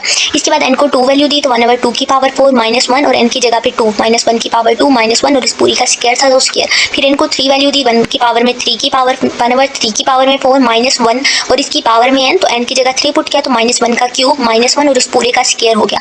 अब देखिए -1 की पावर 1 है तो -1 ही आएगा, -1 -2 हो जाएगा। फिर -2 का स्क्वायर आपके पास क्या आएगा, +4 आएगा। तो -2 का स्क्वायर +4 आ गया। इस -1 का स्क्वायर क्या आएगा आपके पास, 1 आएगा और 1 - 1 क्या होता है, 0 होता है। तो जिसकी वजह से ये पूरा एक्सप्रेशन आपके पास क्या हो जाएगा, 0 के ही इक्वल हो जाएगा। इसके बाद -1 का क्यूब क्या होता है, -1 होता है। -1 -1 -2 हो जाएगा और -2 का स्क्वायर लेना है तो -2 का स्क्वायर आपके पास +4 आ जाएगा। इसी तरह से आप n4 पुट करेंगे, n5 पुट करेंगे, एक्सप्रेशन आता जाएगा। ऑड वैल्यूज के लिए आपके पास वैल्यूज आएंगी, इवन के लिए ये वैल्यू 0 होती जाएंगी। जैसे ये 2 के लिए एक्सप्रेशन 0 हो गया, इसी तरह से आपके पास 4 के लिए, 6 के लिए एक्सप्रेशन 0 होता जाएगा। आप देखिए यहाँ पे सारे कहीं 4, इस ऑड वाले में 3 वाले में भी 4 आएगा, 5 वाले जब n 5 पुट करेंगे तब भी 4 आएगा। सारे एक्सप्रेशन में 4 आ रहा है तो हम यहाँ से 4 कॉमन ले सकते हैं। ये 1 की पावर 4, 1 की पावर 1/3 की पावर 4, 1/5 की पावर 4 इकट्ठा कर लिया और इनके ऊपर ये जो नॉमिनेटर में जितने 4 आ रहे हैं ये स्क्वायर लेने से वो हमने कॉमन ले लिया। जब हमने 4 कॉमन ले लिया तो 4 बाहर चला जाएगा तो 16 × 4 64 और 5 हो जाएगा और आपके पास ये एक्सप्रेशन बनकर आ जाएगा।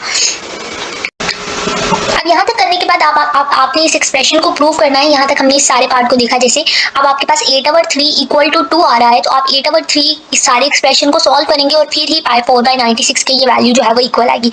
इसको प्रूव करने के लिए मैंने यहाँ पे थोड़ा सा लिखा ताकि आपको अच्छे से समझ आ सके ये पार्ट। 8/3 2 ये आपके पास एक्सप्रेशन था, 2 + 64/4 और आपके पास यहाँ पे ये ऑड की पावर है, 1 की पावर 4, 3 की पावर 4, ये सारे 1 3 5 ऑड नंबर है, इनकी पावर है। अब 8/3 - 2 एलसीएम लेंगे, आपके पास 2/3 आएगा। ये 64/π इधर मल्टीप्लाई हो रहा है, उधर जाएगा तो डिवाइड हो जाएगा, तो ये वैल्यू उल्ट हो जाएगी। 4/64 हो गया। वैल्यूज को कैंसिल आउट करेंगे तो 4/96 आपके पास इस 1 की पावर 4, 3 की पावर 4, 5 की पावर 4 के इक्वल हो जाएगा। तो यही चीज यहाँ पे उन्होंने प्रूव की हुई है, जो कि यहाँ पे आपके पास डायरेक्ट लिख दी गई है।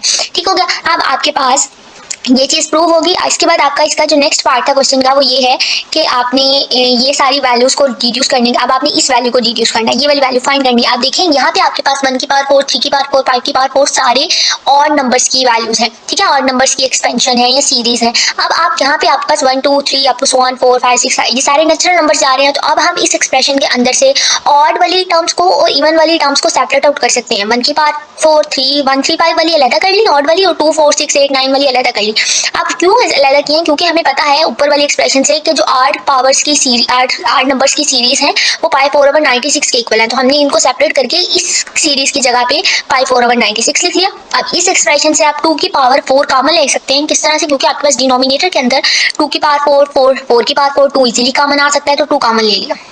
अंदर आपके पास ये एक्सप्रेशन बन गया 1 2 3 की पावर 4।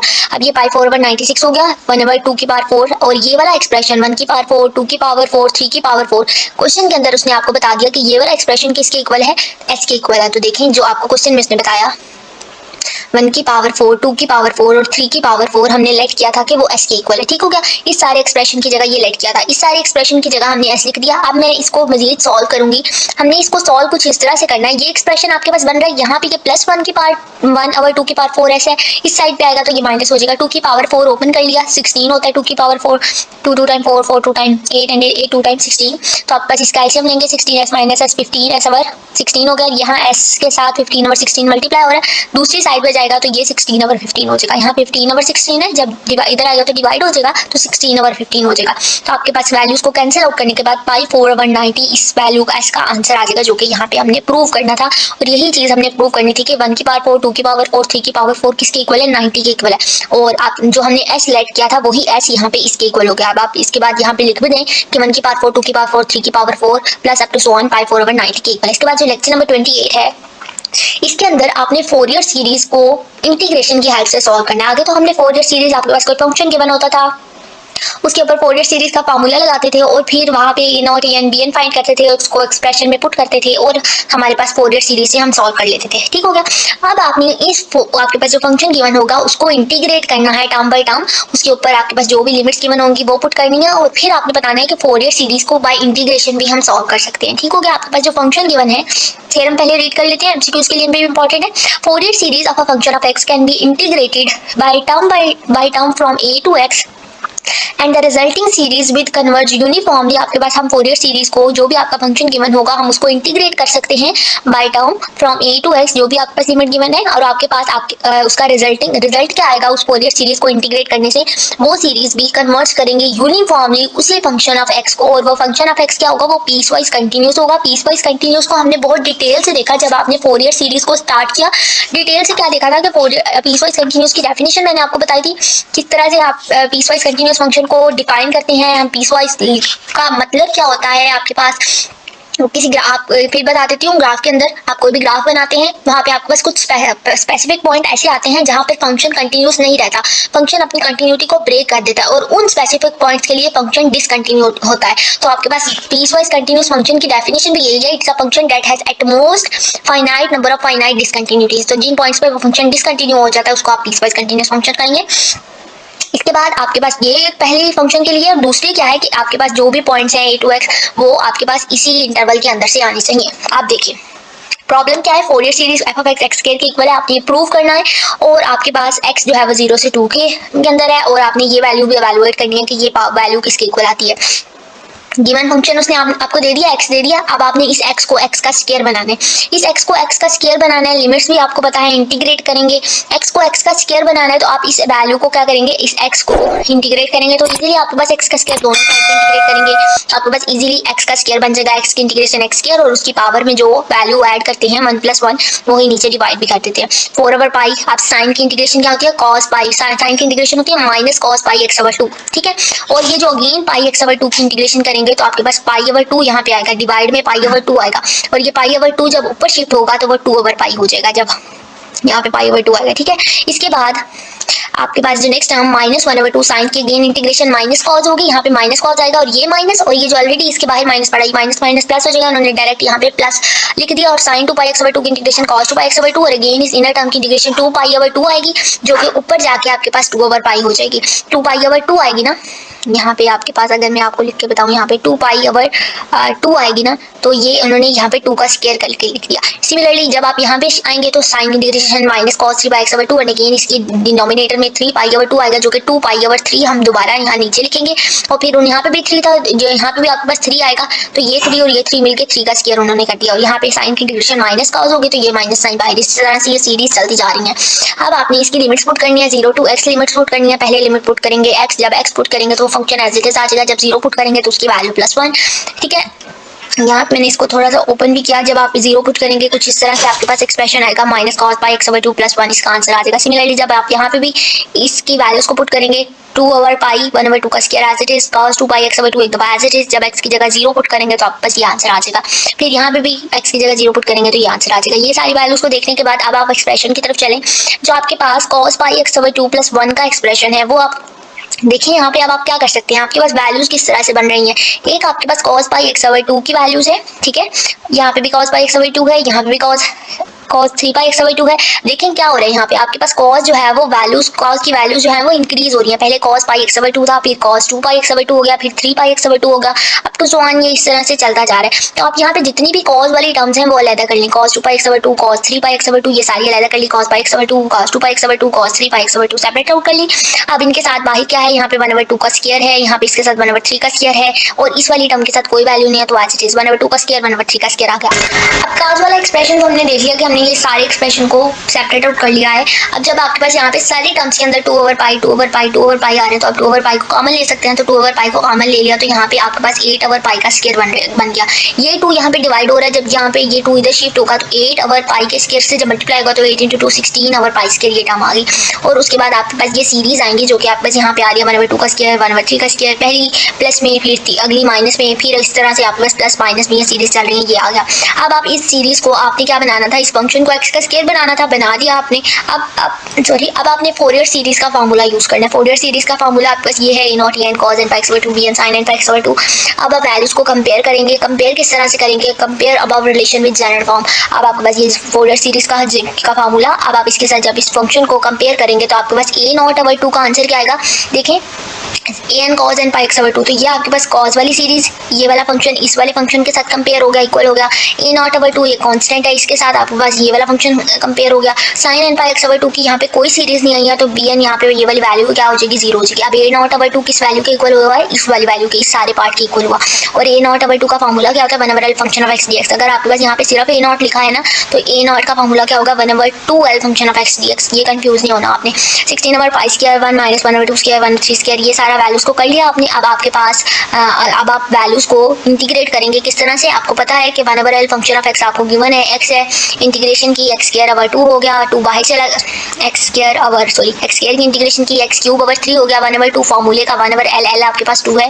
एल 2 किस तरह से है, यहाँ से देख लें, 2 माइनस आपके पास ये एल है, 2 माइनस, आप वैल्यूज को इस तरह से चेक करें, ये 0 और ये 2, आपका फंक्शन 0 और 2 के दरमियान में है। तो आपके पास अब पहली लिमिट जो है वो 0 और दूसरी लिमिट 2 है, तो आपके पास यहाँ पे L 2 है। और आप एक्स क्यूब ओवर 3 करेंगे, लिमिट्स पुट करेंगे, और लिमिट्स पुट करने पे आपके पास आज का आंसर 4 ओवर 3 आएगा। लिमिट्स पुट करनी आपको आती होंगी, इसलिए मैंने इसको ज़्यादा एक्सप्लेन नहीं किया। आप देख लें क्या होता है, 3 इंटू 2 6 हो जाएगा, डिनोमिनेटर में 1 ओवर 6 आ गया। उसके बाद आपने यहाँ पहली लिमिट पुट करनी है, तो 2 का क्यूब आपके पास 8 हो जाएगा, और फिर आप 0 पुट करेंगे तो 8 माइनस 0, ये 2 4 टाइम 8 हो गया, और 2 3 टाइम 6 हो गया, तो 4 ओवर 3 आपके पास इसका आंसर आ गया। अब आपके पास ए नॉट का आंसर आ चुका है। अब आप इक्वेशन नंबर 1 आपकी क्या बन जाएगी, केवल इक्वेशन के अंदर आप अगेन अपनी वैल्यूज को पुट करें। ए नॉट ओवर 2 की वैल्यू 4 ओवर 3 आई है, और ये एक्सप्रेशन ए नॉट वाला इस सारे के इक्वल है, ये सारा एक्सप्रेशन इसके इक्वल, 4 ओवर 3 इधर ही, 16 ओवर पाई स्क्वायर इक्वल इधर ही, ये सारा एक्सप्रेशन आपके पास इस वैल्यू के इक्वल आता है। किस तरह से इक्वल आता है, देखिए -1 की पावर में n -1, आप n को वैल्यूज देते जाए, n 1 टू इन्फिनिटी है, n को 1 वैल्यू देंगे तो 1 -1 0, तो आपके पास 1, यहाँ पे भी 1 वैल्यू देंगे तो ये वाला एक्सप्रेशन तो आपको देगा नहीं कोई वैल्यू। फिर n को 2 वैल्यू दें तो आपके पास 2 -1, और यहाँ पे 2 का स्क्वायर तो -1 ओवर 2 का स्क्वायर। फिर n को 3 वैल्यू दें तो 3 का स्क्वायर, -1 की पावर में 3 -1, तो -1 की पावर में 3 -1 का स्क्वायर बना, और -1 का स्क्वायर आपके पास +1 के इक्वल होगा, तो यहाँ पे प्लस आया। फिर आप 4 वैल्यू दें तो यहाँ पे 4 और 4 -1 3, तो -1 की पावर 3 -1 ही होगा, तो यहाँ पे माइनस साइन आया। इसी तरह से प्लस माइनस आपके पास साइन चेंज होता रहेगा, और ये एक्सप्रेशन इस वैल्यू के हमने इस एक्सप्रेशन को क्लोज करके लिख लिया। अगर ये ओपन था तो अब हमने इसको समेशन साइन में क्लोज कर दिया। अब आपके पास ये एक्सप्रेशन किस तरह से इक्वल होगा, 4 ओवर 3, इसको भी मैं पहले लिख देती तो ज़्यादा अच्छा था। 4 ओवर 3, ये 16 ओवर पाई स्क्वायर इससे मल्टीप्लाई हो रहा है, उधर जाएगा, सॉरी पाई इधर आएगा, तो आपके पास पाई स्क्वायर ओवर 16 वैल्यू बन जाएगी। वैल्यूज को कैंसिल आउट करेंगे तो आपके पास 4 इंटू 4 टाइम 16 हो गया, और आपके पास यहाँ पे नीचे 4 आएगा, 4 3 टाइम क्या हो गया 12 होगा, तो पाई स्क्वायर ओवर 12 आपके पास इसका आंसर इस एक्सप्रेशन के इक्वल आ गया। तो यही चीज़ हमने प्रूव करनी थी कि ये वाली वैल्यू जो आपने क्लोज कर दिया, ये किसके इक्वल आती है, पाई स्क्वायर ओवर 12 के इक्वल आती है। लेक्चर नंबर 29 के अंदर आपके पास टर्म बाय टर्म डिफरेंशिएशन करनी है इसी फोरियर सीरीज की, जिसको हमने इंटीग्रेट किया। अब हमने इसको डिफरेंशिएट करके देखना है कि क्या अगर हम इसको डिफरेंशिएट करें और फिर फोरियर सीरीज के साथ कंपेयर करें तो हमारे पास वैल्यूज को क्या इक्वल आती हैं, क्या हमारे पास एक एक्सप्रेशन फोरियर सीरीज का ही आता है। तो देखेंगे आपने हम इसकी डिफरेंशिएशन की, फंक्शन आपका साइन का डेरिवेटिव कॉस होता है, cos pi x over 2, and again इस इनर टर्म का डेरिवेटिव लेंगे तो पाई ओवर 2 आएगा। फिर -1 ओवर 2 साइन का इंटीग्रेशन कॉस होती है, cos 2 pi x over 2, and again इस अंदर वाली टर्म का डेरिवेटिव लेंगे तो 2 पाई ओवर 2 आएगा, x 1 हो जाएगा। यहाँ पे भी आपका साइन 3 पाई एक्स ओवर 2 का डेरिवेटिव कॉस, और आपके पास अगेन यहाँ पे 3 पाई ओवर 2 स्टार्टिंग में आ जाएगा। ये सारी वैल्यू से लिख लें। अब आपके पास जो चीज़ कॉमन आती है वो लिख लें। क्या वैल्यू कॉमन आ सकती है कि कॉस पाई एक्स ओवर 2, फिर आपका ये एक्सप्रेशन कॉस 2 पाई एक्स ओवर 2 का, ये expression cos 3 pi x over 2 का। आप यहाँ से जो चीज़ कॉमन ले सकते हैं, देखें पाई ओवर 2 है यहाँ पे, ये 2 आप अगर इससे कैंसिल आउट कर लें, ये 3 इससे अगर कैंसिल आउट कर लें तो आपके पास सारी एक्सप्रेशन टर्म्स के अंदर यहाँ पे भी पाई ओवर 2 आ रहा है, ओके यहाँ पे भी पाई ओवर 2, इस टर्म के अंदर भी पाई ओवर 2, और इस टर्म के अंदर भी पाई ओवर 2 की वैल्यू आ रही है। तो पाई ओवर 2 आप कॉमन ले सकते हैं, तो बाहर भी 4 ओवर पाई है। जब आपने पाई ओवर 2 कॉमन ले लिया तो आपके पास ये वैल्यू पाई से कैंसिल हो गया, 2 टाइम्स 4 हो गया, तो यहाँ पे सिर्फ 2 बाकी बच गया।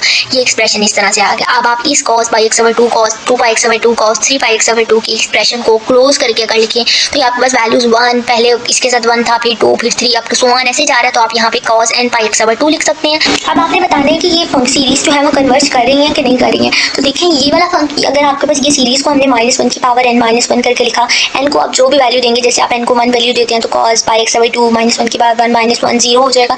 अब बस कुछ इस तरह से ये सीरीज अगेन इसको हमने क्लोज करके, ये पहले ओपन फॉर्म थी, इसको क्लोज करके इस फॉर्म में लिख दिया। तो ये वैल्यू तो हो सकता है कि 1 के इक्वल हो जाए, और ये जो कॉस n पाई एक्स ओवर 2 है ये है एक बाउंडेड फंक्शन है। बाउंडेड फंक्शन का मतलब होता है कि इसकी एक रेंज फाइनाइट है, ये एक फाइनाइट वैल्यू तक ही अपनी वैल्यूज को इंक्रीज कर सकता है। जैसे अगर n1 टू इन्फिनिटी हो तो इसकी एक रेंज फाइनाइट है कि आप इधर तक ही इसको लेकर जा सकते हैं। तो आप सिंपल कहें कि cos n पाई x/2 बाउंडेड फंक्शन है।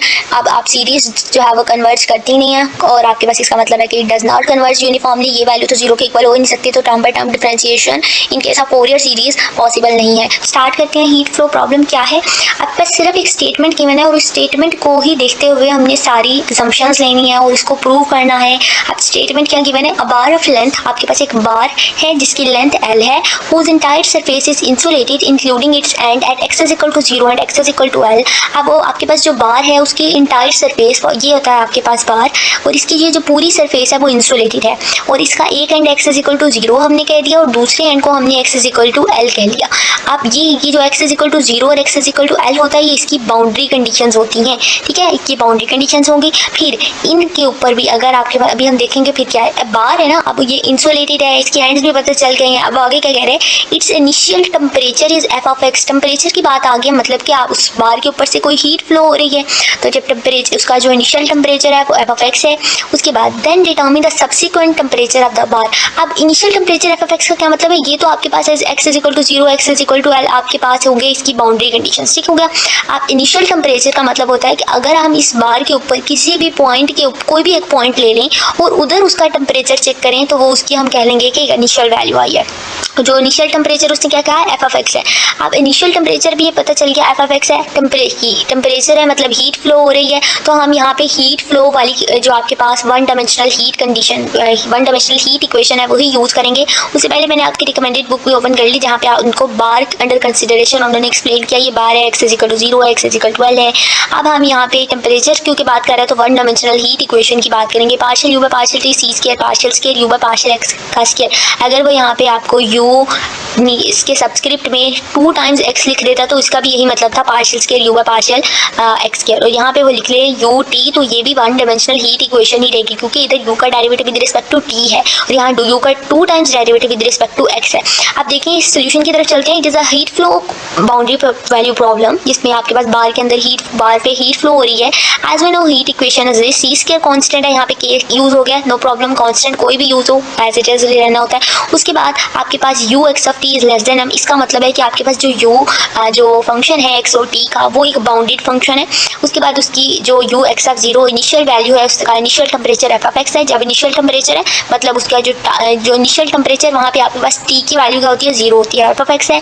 उसके बाद u x मतलब उसका जो पहला partial u by partial x है उसकी value x is equal to 0 पे 0 है, और फिर जब आपके पास x l है partial u by partial x पे उस टाइम पे भी u क्या है, 0 के इक्वल है। अब u क्योंकि t के ऊपर और u क्योंकि x के ऊपर डिपेंड कर रहा है तो जो हम इक्वेशन लेट करेंगे वो भी x और t ही लेट करेंगे। x ऑफ x और t ऑफ t हमने एक इक्वेशन लेट कर ली कि हमारा ये एक सोल्यूशन लेट कर लिया। अब मैंने आपको लास्ट टाइम भी सिखाया था, अगर आपने वो नहीं सुना तो उसको दोबारा सुन लें। ये डेरिवेटिव किस तरह से लेते हैं, सारा प्रोसीजर, अगर आप इस सारे प्रोसीजर को नहीं भी करें ना पार्शियल यू इस इक्वेशन के लिए, डायरेक्ट लास्ट पे ये आंसर लिख दें तो भी वो आपका इक्वेशन जो है वो ठीक मानेगा। यहाँ तक डायरेक्ट आंसर लिख दें माइनस लैम्डा स्क्वायर लेट करके, यहाँ ये बात बिल्कुल अंदर वाला प्रोसीजर ना भी करें तो भी वो आपका क्वेश्चन जो है वो ठीक माना जाता है। इसके लिए ज़रूरी नहीं है कि आप यहाँ तक सारा प्रोसीजर करके आएँ, बस आप यहाँ लेट कर लें और डायरेक्ट एंड एंड वो आंसर लिख लें जो आपका यू एक्स और टी का आंसर आएगा। अब देखिए आपने यहाँ पे पार्शियल यू बाय पार्शियल आपको partial you by partial T चाहिए और partial scale you by partial x के चाहिए, तो partial you by partial T लिया, आपके पास एक्स टी प्राइम आया, partial scale you by partial x के लिया तो एक्स डबल प्राइम टी आया और K constant as it is, values को टी के साथ सेपरेट आउट करेंगे, एक्स वाली वैल्यूज को एक्स के साथ टी प्राइम, इधर टी मल्टीप्लाई हो रहा है इधर आके डिवाइड हो जाएगा और कांस्टेंट भी हमने इधर ही डिवाइड करा दिया, एक्स डबल प्राइम इधर ही रहेगा, एक्स मल्टीप्लाई हो रहा है इधर आके डिवाइड हो जाएगा और इसको माइनस लैम्डा स्क्वायर एक कांस्टेंट के इक्वल कह लिया कि ये इक्वल है। अब आपके पास दो इक्वेशंस बन जाएंगे, T prime equal to minus K T lambda square, minus हो रहा है इधर उधर आएगा तो लेफ्ट साइड पे आएगा तो प्लस हो जाएगा। फिर आपके पास ये जो टी प्राइम है हम इसी को कोई भी वैल्यू लेट कर लेते हैं, ई की पावर एम टी लेट कर लिया, टी प्राइम एक दफ़ा डेरिवेटिव है, एक दफ़ा डेरिवेटिव लेंगे, एक्सपोनेंशियल का डेरिवेटिव एक दफ़ा एज इट इज आ जाता है और फिर पावर का डेरिवेटिव लेंगे तो एम टी का डेरिवेटिव एम हो जाएगा, तो ई एम टी हमने किसके इक्वल रखा, टी के, तो इसकी जगह पे टी रख सकते हैं तो एम टी आ गया। अब आपके पास यहाँ तक करने के बाद जब आपने टी प्राइम ले लिया, टी प्राइम एम टी के इक्वल आ गया, अब आप इक्वेशन के अंदर टी प्राइम की जगह पे एम टी पुट कर देंगे। एम टी पुट करने के बाद ये आपके पास एक डिफरेंशियल इक्वेशन की फॉर्म बन गई है। डिफरेंशियल इक्वेशन की फॉर्म किस तरह से, आप टी क्योंकि ये डिफरेंशियल इक्वेशन टी की फॉर्म बनी है तो आपके पास ये फॉर्म बनेगी एम प्लस लैम्डा स्क्वायर के इनटू अ फंक्शन ऑफ, आप इसको कुछ इस तरह से लिखते हैं उस वीडियो को दोबारा एक दफ़ा ज़रूर सुने, जिसमें मैंने इसको काफ़ी ज़्यादा अच्छे तरीके से बताया था। अब m प्लस लैम्डा स्क्वायर के को आप 0 के इक्वल रख लेते हैं और इसका आंसर क्या आ गया, माइनस लैम्डा स्क्वायर के। m की वैल्यू आ गया। अब आपने जो t लेट किया था वहाँ पे m की जगह पे माइनस लैम्डा स्क्वायर के t एज इट इज आ गया और आपके पास हमने इसको कांस्टेंट c में t की वैल्यू जो है लिख ली। इसी तरह से ये जो x double prime over x है इसको माइनस लैम्डा स्क्वायर के इक्वल रखा है। x डबल प्राइम इधर माइनस लैम्डा उस साइड पे जाके प्लस लैम्डा स्क्वायर हो जाएगा। x को हमने mx लेट कर लिया, x का 2 टाइम्स डेरिवेटिव लेना है। जब आप एक दफ़ा डेरिवेटिव लेंगे तो m एक्सपोनेंशियल एक दफ़ा एज इट इज और m e m x आएगा और अगेन डेरिवेटिव लेंगे तो exponential as it is. m तो हाई कांस्टेंट है और आपके पास अगेन इसकी ऊपर पावर का डेरिवेटिव लेंगे तो एक और m आ जाएगा जो आपके पास m स्क्वायर बन जाएगा। और m square e m x को हमने x लेट किया था तो इस e m x की जगह पे x पुट कर लिया, m स्क्वायर x आ गया।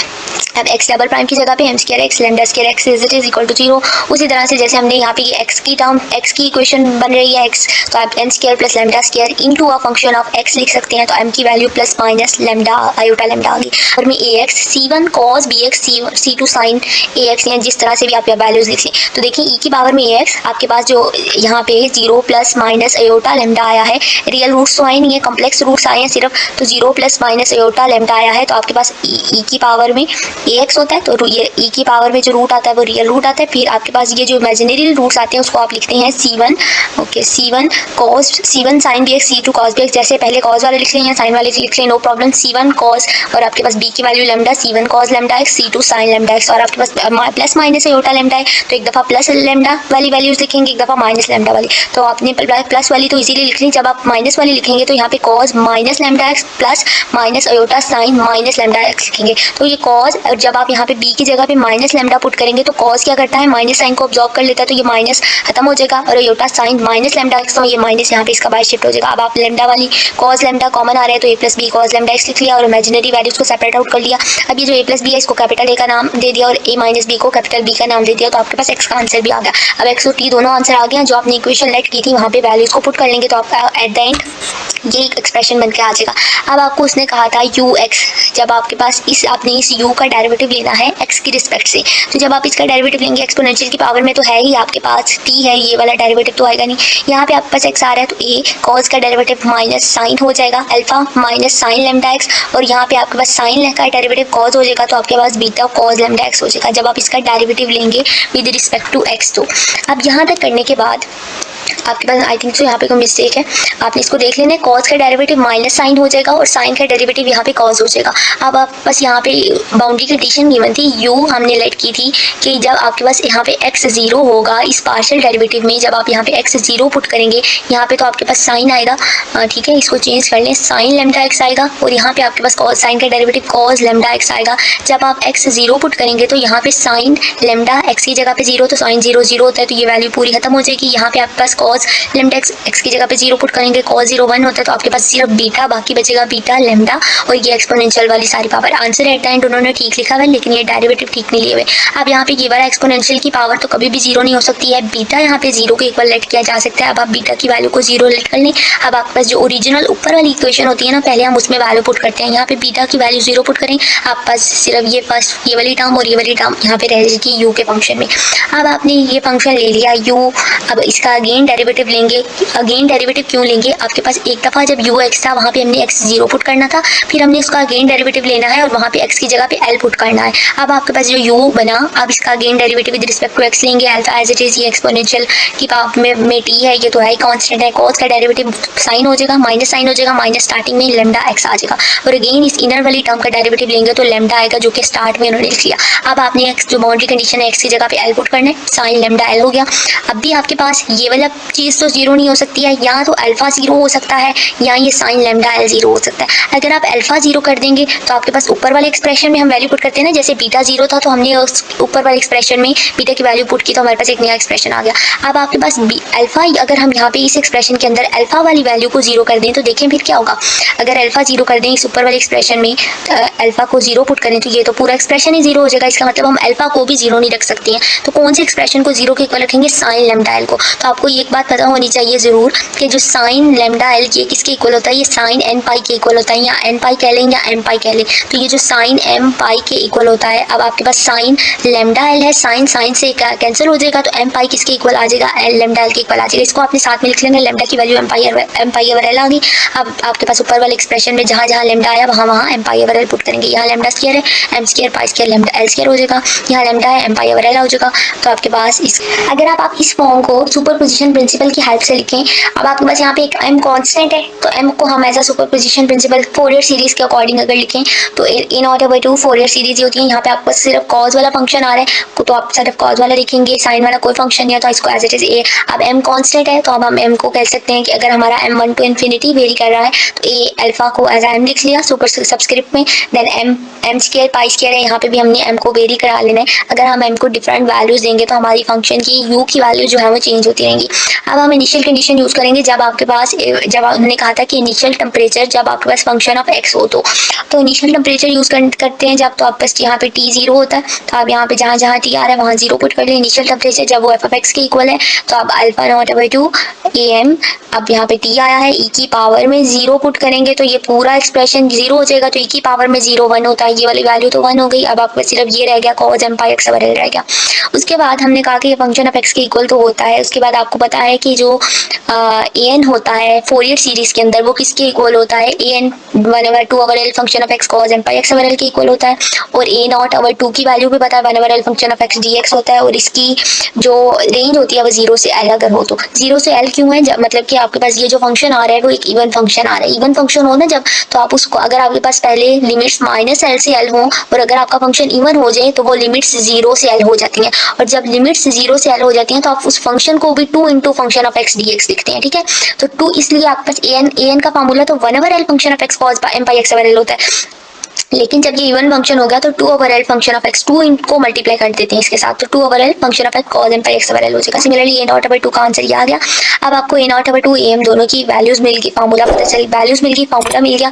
अब यहाँ पे आप पुट कर लें, ए नॉट की वैल्यू पुट करें 1 over L function of X D X, A M की वैल्यू पुट करें function of x cos M pi x over L, और एक्सपोनेंशियल वाली ये सारी टर्म ये वाली एज इट इज आ गई हैं। तो आपके पास यही रिक्वायर्ड रिजल्ट था, इसी इक्वेशन को इस बार के ऊपर जो है वो हमने प्रूव करना था। अब हम लाप्लास इक्वेशन को देखेंगे। लाप्लास इक्वेशन के अंदर एक प्रॉब्लम गिवन है, स्टेटमेंट रीड करते हैं। Suppose that the three sides of a square plate kept at zero temperature. अब आपके पास एक स्क्वायर प्लेट है, उसकी जो 3 साइड्स हैं उसको जीरो टेम्परेचर पे रखा गया है, और जो चौथी साइड है उसको U1 टेम्परेचर पे रखा गया है। अब U1 कोई भी वैल्यू हो सकती है। अब आपने डिटरमिन करना है steady state temperature at all parts on the plate. अब आपने सारे पार्ट्स प्लेट के चारों साइड्स पे टेम्परेचर पता लगाना है कि टेम्परेचर क्या है। अब ये स्टेडी स्टेट का क्या मतलब है, स्टेडी फ्लो आपने पढ़ा होगा अनस्टेडी फ्लो MT 642 के अंदर। स्टेडी फ्लो क्या होता था कि एक वक्त टाइम के बाद आपके पास इसके अंदर कोई भी चेंज नहीं आएगा तो उसको हम स्टेडी फ्लो कहते थे। तो यहाँ पे भी यही मतलब है कि एक टाइम ऐसा होगा कि जब आपके पास प्लेट्स के ऊपर टेम्परेचर जो है वो चेंज नहीं होगा, टेम्परेचर का चेंज होना रुक जाएगा, तो उसको आपने उस टाइम की वैल्यू जो है वो फाइंड करनी है। तो यहाँ पे वॉच लेक्चर लिखा है, लेंथी कैलकुलेशन है, तो यहाँ पे आपके पास फोरियर सीरीज की रिकमेंडेड बुक के अंदर ये सोल्यूशन है, मैंने वहाँ से देखा। अब आपको बता देती हूँ कि यहाँ पे वो क्या किस तरह से एक्सप्लेन करें। Consider the side having the temperature U1 to 1 where y is equal to 1। अब आपके पास एक साइड ऐसी है जिसपे सिर्फ टेम्परेचर U1 है, बाकी ये तीनों साइड्स पर टेम्परेचर 0 0 और 0। अब एक साइड है जहाँ पे टेम्परेचर U1 है। अब अगर आप इन पॉइंट्स को देखें तो ये रीजन पे जो पॉइंट्स हैं एक्स एक्सिस पे भी इसकी वैल्यू रीजन पे पड़ा है, तो मतलब एक्स वाली वैल्यू भी 0 और y वाली भी 0 है। अब अगर इस पॉइंट पे है तो मतलब कि अगर मेरे प्लेट यहाँ से यहाँ पे बढ़ी है तो x वाली वैल्यू 1, तो एक्स एक्सिस पे y 0 होता है। सिमिलरली y एक्सिस पे है तो यहाँ पे मेरे पास 1 पॉइंट पे पड़ा हुआ है अगर, तो ये y पे वैल्यू 1 और y पे x क्या होगा 0 होगा। और अगर आप इस पॉइंट की बात करें तो ये दोनों को मिला के उसने 1 1 कह दिया। अब आपके पास सिंस में finish steady temperature state temperature U which does not depend upon time the equation is a plane। अब आपको लाप्लास इक्वेशन सबसे पहले पता होनी चाहिए। जैसे आपने last time heat flow problem में हीट कंडीशन हीट वाली इक्वेशन क्या होती थी, partial U by partial T equal to K partial square U by partial x square. ये हीट फ्लो प्रॉब्लम में हमने इक्वेशन देखी। लाप्लास इक्वेशन ये होती है, इसको याद रखते हैं आपने, partial square U by partial x square partial square U by partial y square. अब आपने इधर से इसकी बाउंड्री कंडीशंस पता लगानी है। बाउंड्री कंडीशंस क्या है, बाउंड्री कंडीशन जो पहली बाउंड्री कंडीशन है जब आपके पास x 0 है, x 0 कहाँ पे होगा, y एक्सिस पे x 0 हो सकता है यहाँ। अब आपके पास जब x 0 है और आपके पास u फंक्शन में, और अगर आपके पास x1 है और ये वाली एक बाउंड्री कंडीशन ये है, एक बाउंड्री कंडीशन ये है, और अगली कंडीशन में वो कह रहे हैं कि जब आपके पास y 0 है, ये सारे फंक्शन जब आपके पास x 0 है, x1 है या y 0 है, तब आपका u फंक्शन क्या होगा, 0 के ही इक्वल होगा। लेकिन अगर आपके पास u फंक्शन x और 1 का, अगर आपके पास y 1 है तो आपके पास वो जो u फंक्शन है वो u1 के इक्वल आएगा। अब आपने इन बाउंड्री कंडीशंस को सॉल्व करना है, और ये जो लास्ट वन है इसका मतलब होता है u(x, y) less than m है, मतलब कि फंक्शन आपका बाउंडेड है, उसकी रेंज फाइनाइट है। अब हम इन बाउंड्री कंडीशंस को सेटिस्फाई करेंगे। अब देखें u, x और y का फंक्शन है, हम खुद से कोई इक्वेशन लेट कर लेते हैं, उनको सॉल्व करते हैं सेपरेशन ऑफ वेरिएबल के मेथड से, या जो भी मेथड हम अप्लाई कर सकते हैं वो करेंगे। अब आपका u, x और y का फंक्शन है, और जो हम इक्वेशन लेट करेंगे वो भी x, y ही करेंगे। कर लिया। अब हमें partial square u by partial x square चाहिए, तो इसका डेरिवेटिव 2 टाइम्स डेरिवेटिव चाहिए x की रिस्पेक्ट से। तो मैंने इसका बताया था आपको कि x डबल प्राइम y इसका डेरिवेटिव आएगा, जब आप y के रिस्पेक्ट से डेरिवेटिव लेंगे तो x y डबल प्राइम आएगा। अब आपके पास x डबल प्राइम y इस साइड पे आएगा तो minus x y double prime होगा। मैंने इसको नोट डाउन भी कर लिया था ताकि मैं आपको अच्छी तरीके से बता सकूँ। तो ये हो गया वैल्यूज, ठीक है। ये दोनों मेरे पास आंसर आ गए। Partial u by partial x का आंसर आया, x प्राइम y इसका अगेन डेरिवेटिव लेंगे तो x डबल प्राइम y आएगा। अब आपको partial square u by partial y square चाहिए, तो partial u by partial y के रिस्पेक्ट से डेरिवेटिव लेना, x कांस्टेंट रहेगा, आपके पास इसका डेरिवेटिव x y प्राइम आएगा, और इसका अगेन डेरिवेटिव लेंगे तो x y डबल प्राइम आएगा। इक्वेशन नंबर 1 के अंदर वैल्यूज पुट करेंगे, आपके पास x double prime y is equal to minus x y double prime हो जाएगा। यहाँ प्लस इधर आके माइनस हो गया। अब आप x वाले वेरिएबल को x से सेपरेट कर लें, y वाले को y से। यहाँ x डबल प्राइम इधर ही रहने दिया, x मल्टीप्लाई और इधर आके डिवाइड हो गया, ये y इधर मल्टीप्लाई और इधर आके डिवाइड हो गया। अब हमने खुद से एक कांस्टेंट की इक्वल इस वैल्यू को रख लेते हैं, माइनस लैम्डा स्क्वायर के, हमने इसको इक्वल रख लिया। दोनों को जब हम बारी बारी इक्वल रखेंगे, x double prime over x को माइनस लैम्डा स्क्वायर के इक्वल रखा, तो आपके पास x डबल प्राइम ये आपके पास माइनस लैम्डा स्क्वायर x हो जाएगा। जब ये वैल्यू राइट से लेफ्ट पे जाएगी तो प्लस लैम्डा स्क्वायर x हो जाएगी। इससे आपके पास x की जो वैल्यू आएगी प्लस माइनस आयोटा लैम्डा आएगी। अब आपके पास x का आंसर जैसे कि आ चुका है, x is equal to 0 plus minus iota lambda. अब आपने इस x को कॉम्प्लेक्स रूट है क्योंकि आपके पास इमेजिनरी वैल्यू है, तो इमेजिनरी वैल्यू को किस तरह से लिखते हैं आप, e की पावर में ax, c1 cos bx, c2 sin ax कर ले या sin bx कर ले। तो अब आपके पास e की पावर में ax, रियल वैल्यू तो इसकी है 0, तो e की पावर में 0x होगा। तो जब एक्सपोनेंशियल की पावर में 0 होता है तो वो हमेशा 1 के इक्वल होता है, तो e की पावर ये वाली वैल्यू खत्म होगी। उसके बाद आप नेक्स्ट पे आए तो c1 कह लेंगे, आप अल्फा 1 रूट्स ले लें तो alpha c1 cos bx, c2 sin bx। उसको लिखने से पहले ये वाली फॉर्म देख लेते हैं। आयोटा लैम्डा है तो हमने आपके पास प्लस माइनस आयोटा लैम्डा है, तो आपके पास इट्स मीन के दो वैल्यूज हैं, एक दफा प्लस लैम्डा है, एक दफा माइनस लैम्डा है। तो अल्फा 1 e की पावर में आयोटा लैम्डा x लिख लिया एक दफा, और दूसरी दफा हमने इसको बीटा 1 e की पावर में माइनस आयोटा लैम्डा x लिख लिया। जैसे मैं बोल रही हूँ वैसे भी आप लिख सकते हैं। अब अल्फा 1 कांस्टेंट बाहर रहने दिया, e की पावर में आयोटा लैम्डा x को जब आप ओपन करेंगे तो c1 कर लें या एज इट इज लिखा रहने दें cos lambda x plus iota sin lambda x, क्योंकि इसकी वैल्यू यहाँ पे प्लस लैम्डा x है। फिर इसी तरह से बीटा 1 एज इट इज आ गया, cos into minus lambda x यहाँ पे आएगा ना, जब हम यहाँ पे इसकी पावर में माइनस लैम्डा एक्स है, जब आप यहाँ पे इसकी value minus lambda x put करेंगे तो cos क्या करता है, नेगेटिव साइन को ऑब्जॉर्व कर लेते हैं, तो इसलिए यहाँ पे प्लस cos लैम्डा एक्स हो गया, माइनस फिर आएगा आपके पास प्लस आएगा, फिर आपके पास और फिर आयोटा साइन यहाँ पे अगेन माइनस लैम्डा एक्स आएगा, और साइन तो नेगेटिव साइन को ऑब्जॉर्व नहीं करता है, तो यहाँ पे इसलिए ये साइन के बाहर माइनस साइन जो है वो शिफ्ट हो जाएगा। इसके बाद अब आपने ये लिखने के बाद cos वाली वैल्यूज को सेपरेट आउट कर ली और साइन वाली वैल्यूज को सेपरेट कर ली। cos वाली को इकट्ठा कर लिया, cos लैम्डा एक्स कॉमन आ रहा है, अल्फा 1 प्लस बीटा 1 होगा, और यहाँ से आपके पास आयोटा इमेजिनरी वैल्यूज को सेपरेट कर लिए, साइन लैम्डा एक्स इधर आपके पास यहाँ पे माइनस बीटा 1 और यहाँ पे प्लस अल्फा 1 माइनस बीटा 1 इसकी बन गई। और ये जो अल्फा 1 प्लस बीटा 1 है इसको आपने कैपिटल A1 का नाम दे दिया और अल्फा 1 माइनस बीटा 1 को कैपिटल B1 का नाम दे दिया। ठीक हो गया। यहाँ तक करने के बाद अब आप इसकी y वाली वैल्यू पे चले, उसी तरह से हम इसकी वैल्यूज को सॉल्व करेंगे। y double prime minus lambda square y होगा, इधर आके प्लस हो जाएगा, माइनस को जब आप कॉमन ले लेंगे या माइनस को कॉमन लेने के बाद आपके पास ये प्लस है तो ये माइनस हो जाएगा, ये माइनस है तो ये प्लस हो जाएगा। y का आंसर प्लस माइनस लैम्डा आ गया। उसी तरह से अल्फा 2 यहाँ में हमने अल्फा 1 लिया था, यहाँ हमने अल्फा 2 ले लिया, e की पावर में लैम्डा y, बीटा 2 e की पावर में माइनस लैम्डा y होगा। उसी तरह से अब आपके पास यहाँ से थोड़ी सी चेंजिंग है। चेंजिंग क्या है, अगर हम अल्फा e की पावर में लैम्डा y था तो अगर मैं इसको माइनस अयोटा इंटू अयोटा से मल्टीप्लाई कर लूँ तो माइनस इधर ही रहने दिया, अयोटा इंटू अयोटा क्या होता है, अयोटा का स्क्वायर होता है, और अयोटा का स्क्वायर किसके इक्वल होता है, -1 के इक्वल होता है। तो देखिए माइनस, और मैं इसको अयोटा के स्क्वायर की वैल्यू लिखने लगी हूँ -1, और ये माइनस माइनस प्लस हो जाएगा, और अगेन यहाँ पे 1 ही आ गया। तो अगर हम इसको मल्टीप्लाई करते हैं तो तब भी हमारे पास ऊपर वाली वैल्यू भी यहाँ पे 1 ही आता है इसके साथ। तो हम यहाँ पे अपनी क्वेश्चन को थोड़ी सी चेंजिंग देने के लिए यहाँ पे माइनस अयोटा और अयोटा इंटू अयोटा से मल्टीप्लाई कर लेंगे। इसी तरह से जो दूसरी वैल्यू है इसकी पावर में माइनस है और लैम्डा वाई है, तो यहाँ पे हम अयोटा को अयोटा से मल्टीप्लाई करेंगे, तो अयोटा को अयोटा से क्या, तो अयोटा स्क्वायर बन गया, और आपके पास अयोटा स्क्वायर किसके इक्वल है, -1 के इक्वल है, इसकी वैल्यू -1 आ गई और आपके पास -1 आ गई।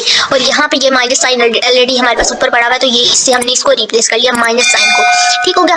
अब आपके पास इतना करने के बाद उसी तरह से हमने इसकी फॉर्म ओपन की alpha 2 cos iota lambda Y, और फिर आप साइन वाली वैल्यू में माइनस आयोटा वाली वैल्यू जब पुट करेंगे कॉस ने तो सामने नेगेटिव साइन, इस नेगेटिव साइन को ऑब्जर्व कर लिया, लेकिन साइन फंक्शन नहीं ऑब्जर्व करेगा। फिर बीटा 2 में कॉस आयोटा लैम्डा वाई और iota sine iota lambda Y सारी वैल्यूज होगी। अब आपको पता होगा कि जो कॉस आयोटा लैम्डा वाई होता है वो कॉस हाइपरबोलिक लैम्डा वाई के इक्वल होता है। मैं आप इस तरह से अगर याद है आपको तो कॉस आयोटा ax किसके इक्वल होता था, कॉस हाइपरबोलिक एक्स वाई के इक्वल होता था, और इसी तरह से iota sine iota X Y किसके इक्वल होता था, कॉस हाइपरबोलिक एक्स वाई के इक्वल होता था। यहाँ पे साइन हाइपरबोलिक लैम्डा आएगा, ठीक है, ये वैल्यू आपने चेंज कर लेनी है। उसके बाद y इक्वल टू, अब आपके पास ये जो कॉस आयोटा लैम्डा इसकी जगह cos hyperbolic lambda Y put कर लिया, साइन आयोटा लैम्डा वाई की जगह sine hyperbolic lambda Y put कर लिया। सिमिलरली यहाँ पे भी आपने चेंजिंग कर लेनी है। अब कॉस हाइपरबोलिक लैम्डा वाई वाली इकट्ठी कर ली और साइन हाइपरबोलिक वाली, यहाँ पे अल्फा 2 प्लस बीटा 2 आएगा, और यहाँ पे आप जब साइन वाली इकट्ठी करेंगे तो बीटा 2 के साथ प्लस है और अल्फा 2 के साथ, यहाँ पे अल्फा 2 तो अंदर भी मल्टीप्लाई हो रहा है तो माइनस है, तो beta 2 minus alpha 2 sine hyperbolic हो जाएगा। उसी तरह से आपने इस a2 b2 को कैपिटल A2 का और इस माइनस a2 b2 को अल्फा 2 बीटा 2 को कैपिटल B2 का नाम दे देना है। यहाँ तक होने के बाद आपके पास x और y दोनों का आंसर आ गया। जब आपके पास x और y दोनों का आंसर आ गया है तब आपने अब क्या करना है, x y की वैल्यू आपने जो गिवन फंक्शन लेके किया था उसमें पुट करेंगे। जब आप x y की वैल्यू यहाँ पे पुट करेंगे, ये वैल्यूज पुट कर ली, ये जो भी आपके पास a1 a2 b1 b2 आई वैल्यूज पुट कर ली। अब आप अपनी बाउंड्री कंडीशंस पर जाएंगे। बाउंड्री कंडीशन क्या है, पहली बाउंड्री कंडीशन थी जब आपके पास x 0 है तो वो फंक्शन u किसके इक्वल है, 0 के इक्वल है। तो आपके पास जहां जहां क्वेश्चन के अंदर x आ रहा है वहां 0 पुट कर लेंगे। a1 cos lambda into 0, b1 sin lambda into 0, तो sin 0 0 होता है तो ये फंक्शन तो 0 हो गया, लेकिन cos 0 1 होता है तो आपके पास ये वाली वैल्यू यहाँ पे 1 हो जाएगी, और a1 into a2 cos hyperbolic lambda Y, b2 sin hyperbolic lambda Y, इसका आंसर आ जाएगा। और ये फंक्शन किसके इक्वल है, जब आपके पास x 0 है तो ये u फंक्शन 0 के इक्वल है।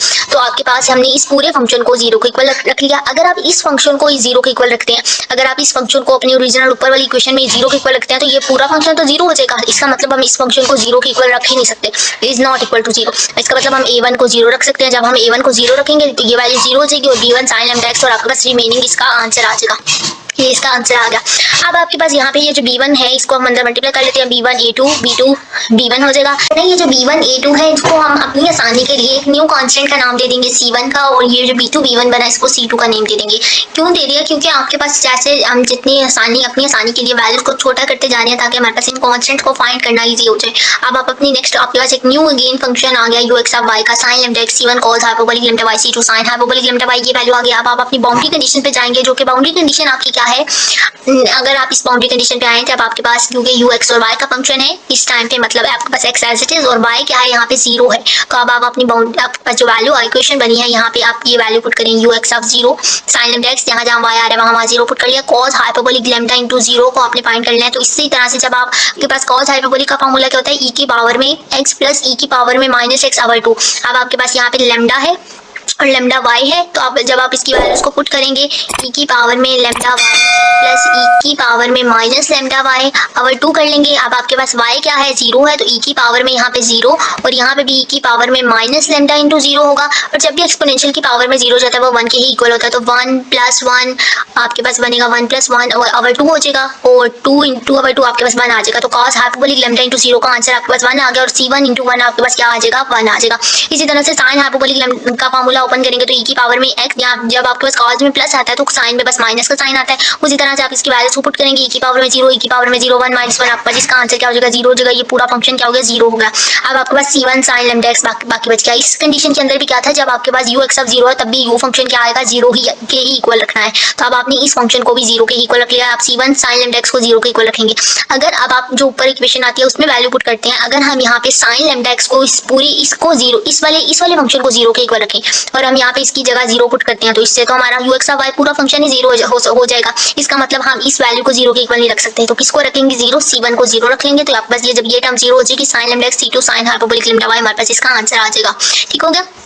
अब आप नेक्स्ट कंडीशन पे जाएंगे। नेक्स्ट आपके पास कौन सी वैल्यू का आप 0 के इक्वल रख सकते हैं। ओके, ये नहीं लिखना था, मैं इसको खत्म कर देती हूँ ताकि आप लोग कंफ्यूज भी ना हो। ये नहीं लिखना था आपके पास, ये क्या है, c2 sin लैम्डा x की जो वैल्यूज हैं। ओके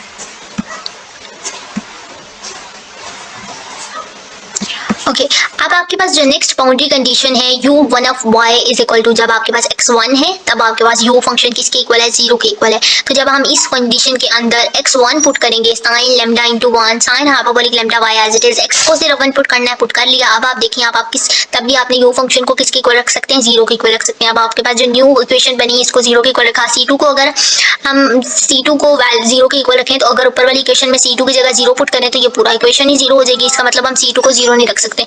अगर हम साइन हाइपरबोलिक लैम्डा y को 0 रखें तब भी इक्वेशन 0 हो जाएगी। अब हम यहाँ पे सिर्फ साइन लैम्डा को 0 के इक्वल रख सकते हैं। अब आपने साइन लैम्डा को जब 0 के इक्वल रख लिया, अब देखिए यहाँ पे लैम्डा है, ये साइन इधर मल्टीप्लाई हो रहा है, जब साइन दूसरी तरफ जाएगा तो साइन इनवर्स ऑफ 0 हो जाएगा।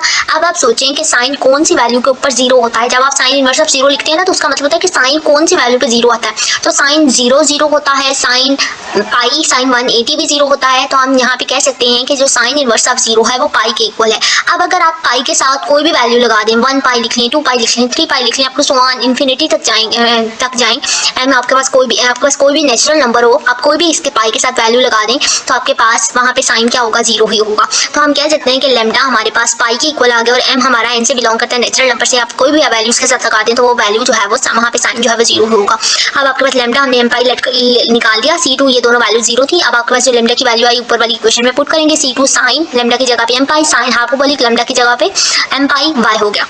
अब बस ये फंक्शन आ गया। आप सुपरपोजिशन प्रिंसिपल क्या कहता था, सुपरपोजिशन प्रिंसिपल कहता था जब आपके पास कांस्टेंट आ जाते हैं ना तो आप कांस्टेंट को क्या करते हैं, लीनियर कॉम्बिनेशन में लिख सकते हैं। और जब आप लीनियर कॉम्बिनेशन से आपके पास जो आंसर आता है उसको भी हम एक सोल्यूशन ही कहते हैं। तो हमने सुपरपोजिशन प्रिंसिपल के अकॉर्डिंग यहाँ पे जो c2 है, ये जो हमने c2 कहा है इसको मैं cm कह लेती हूँ। हमारे पास m1 m2 अगर हम इसको c2 ना लेट करते, ठीक है, अगर मैंने इसको यहाँ पे c2 लेट किया है ना तो आप इसको यहाँ पे कहाँ गया, ये c1 लेट किया, ओके ओके ये आपके पास इसका आंसर यहाँ पे c2 आया। अगर हम यहाँ पे c1 c2 इसको ना लेट करते, आप इसको p और q लेट कर लेते तो आपके पास यहाँ पे p और q चलता आएगा। जब आपके पास यहाँ पे p आएगा, अगर हम यहाँ पे pm लिख देते हैं तो इसका मतलब आप इसके लीनियर कॉम्बिनेशन में लिख रहे हैं m1 टू इन्फिनिटी। अगर आप c2 भी लेकर चलेंगे तो इसलिए मैंने यहाँ पे p इसलिए कह दिया आपको कि देखिए यहाँ पे 2 है ना तो इसकी कोई सेंस नहीं आपको समझ आएगी कि हमने इसको cm कर दिया है। तो अगर आप इसको c2 की जगह पे p और q, c1 को p कहते हैं, c2 को q कहते हैं, तब आपको समझ भी आ जाएगी कि हमने इसको pm सीरीज में ले गए हैं।